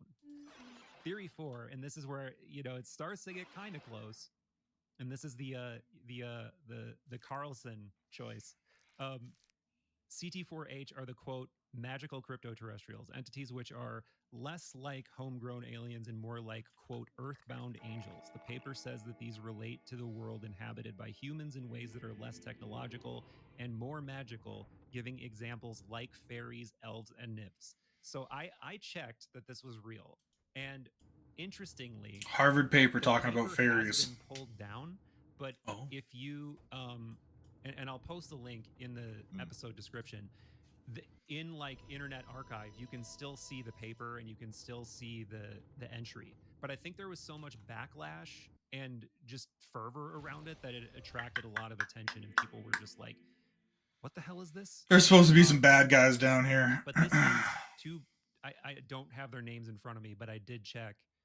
These are 2 guys from Harvard and a third guy from another university that I don't remember. So yeah, this is the kind of stuff that is just circulating. And it almost just feels like they're poking. Like, how will people react to this? You know, that's kind of what it seems like to me. Yeah, I mean, it's nice that you have I mean, Harvard. I mean, well, it's not what it once was, I don't think. But aside from that issue, yeah, it's Should great be. I that agree. you have these prominent scientists who are willing to speculate. And to I consider, don't see alternative any possibilities. But I still reds. think there's a massive failure of imagination. I think people are that's still too wedded to the idea of beings that would be, False in alarm. some sense, similar to ourselves, Oh, as being biological beings. there's a bad guy here. And I think it's just such a massive assumption. Oh, bad guy's gone. I think when you follow through as I did earlier, I think it's just so unlikely that Are we tearing now? this Oh, is we why are. I forgot about that. on the inner space rather than outer space or underground, because I think that's where Your the meat alarm sits, is well, false. literally not meat, but Someone said there was reds. I went, and there were no reds. So. digital meat, whatever. False alarm. You know, that's where the real intelligence is going to be, and that's it. And it's kind of surprisingly, I don't know what it I could also want be to the do. most accessible. We don't have to. I was just an inferno on my red. Ground caves or whatever, trying to hunt down these beings that have secreted themselves in the Earth's mantle or whatever. But these beings are accessible, you know, right here, right now, to anyone. I mean, this is, I think, what's the most remarkable thing is that disclosure is not something that needs to, well, be disclosed, so to speak. Disclosure doesn't need to be disclosed. That it's going to be some What? government It's agency, in the word. of the United States government. You know, that's what everyone assumes, and they would like to assume. They're the ones. I'm hoping China comes out and says it. Like, look, actually, yes, we know there are beings from this star system that have been visiting us or whatever. But actually, I think it's also maybe we'll check up here. Quite beautiful, the idea that disclosure is something anyone, literally anybody in the world can achieve. Red's back in Darkmire. You know, a few 100 grams of Mimosa hostilis root bark and have a few hours to spare in your kitchen. Yeah, theoretically. Theoretically, of course, which you shouldn't do. Some facts there, yeah. But if you were to do that, then okay, we're gonna try to be quick. Have direct access to not just in other intelligence. Oh, I almost logged out right there. Intelligences, but intelligences that are so strange, that are so far beyond our ability to conceptualize or imagine. I think that is one more time. That's the most startling, beautiful. Like how I just spend all my time running down friggin' comes out of DMT is that it's dungeons. accessible to. There are spots here where you can teleport. Anyone know? The most democratic. I think really of all the psychedelics. I mean, mushrooms maybe. This is a pretty cool spot. Similarly democratic. Nice. But I think DMT, this ubiquitous plant. I got it. Have no fear. Where you look, and just waiting for you to pluck it out of the natural world and to smoke it. I mean, wow. And there you are. Wow. You're communing. Cactus, you ever smoke DMT? Beyond your imagination. You ever go see the machine elves? Anyone can do that. I think that's just a fantastic idea. It takes the power away from those that have missing out, elevated themselves above us, and deign to believe. Sounds like it's quite the adventure. The information they have control over what we do or don't know about other intelligences elsewhere or right here, right now. Whereas actually, the power lies entirely with you. You have the Who's this ability freaking to guy? access these Hey. intelligences anytime you like, to establish a relationship with them, to perform experiments. You know, it's an incredible thing. Yeah, when you started saying that, I was practically hearing Terrence's voice. I'm like, reveal the truth to All good, yourself. guys. All good. Don't worry about it. Have I your got it own handled. disclosure. Like That was a it's bit. so That was a true. gay Terrence McKenna. Well, I mean, he's right on the edge, but I don't know what it was. well, it is, you know, it's Slightly effeminate. You never know. Terrence McKenna. Yeah, but I mean, all so true, and all so, you know, it's one of those things where maybe not as much as you, but I have a lot of conversations like this, and even when I'm having the conversations, I have to stop and just read. I was hoping there'd be a couple blues kicking around. Everything we're saying doesn't. Action Caravan is now assembling like, for Andaria to prevail. At the reality, like the phenomenology of what it's really like to go so deep into these spaces where it can either be the most chaotic, most almost like just like you're just in a fractal washing machine of disorder and, you know, just nausea. I mean, that's what ayahuasca was like for me mostly. But nausea.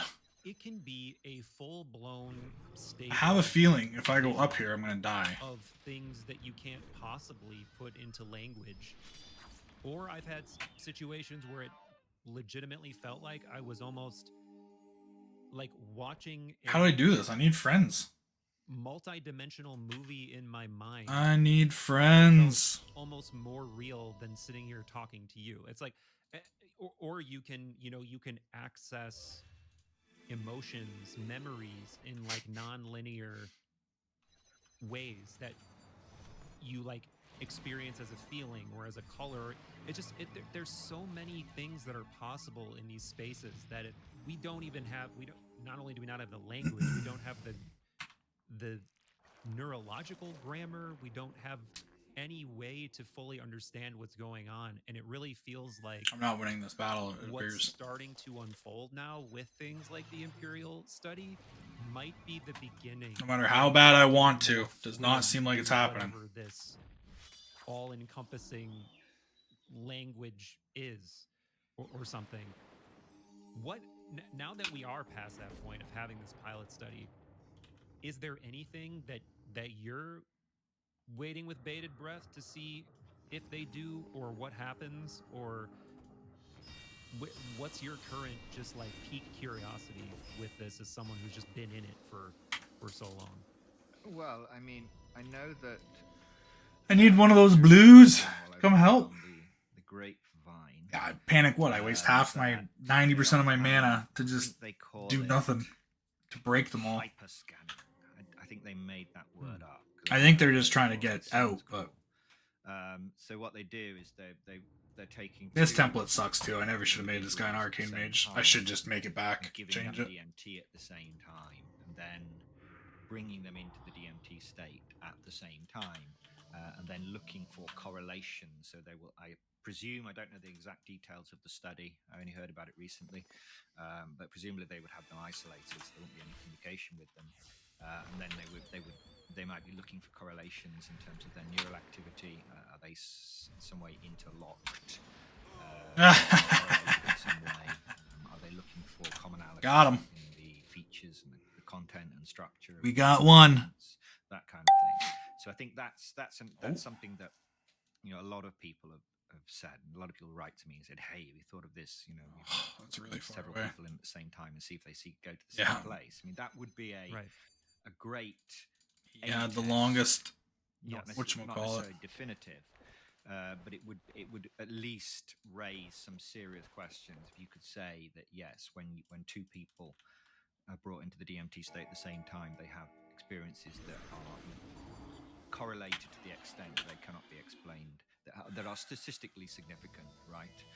Of course, the parapsychologists will jump in and say, "Oh, this is just telepathy." Just telepathy. You know, Right spot. so once you start having to explain away phenomena by All right, guys. I think I'm just gonna call it there. I'm gonna be back on tomorrow. Same thing. I'll probably play some Fortnite or some Dota to start, and then UO or maybe UO to start, and then Dota or Fortnite.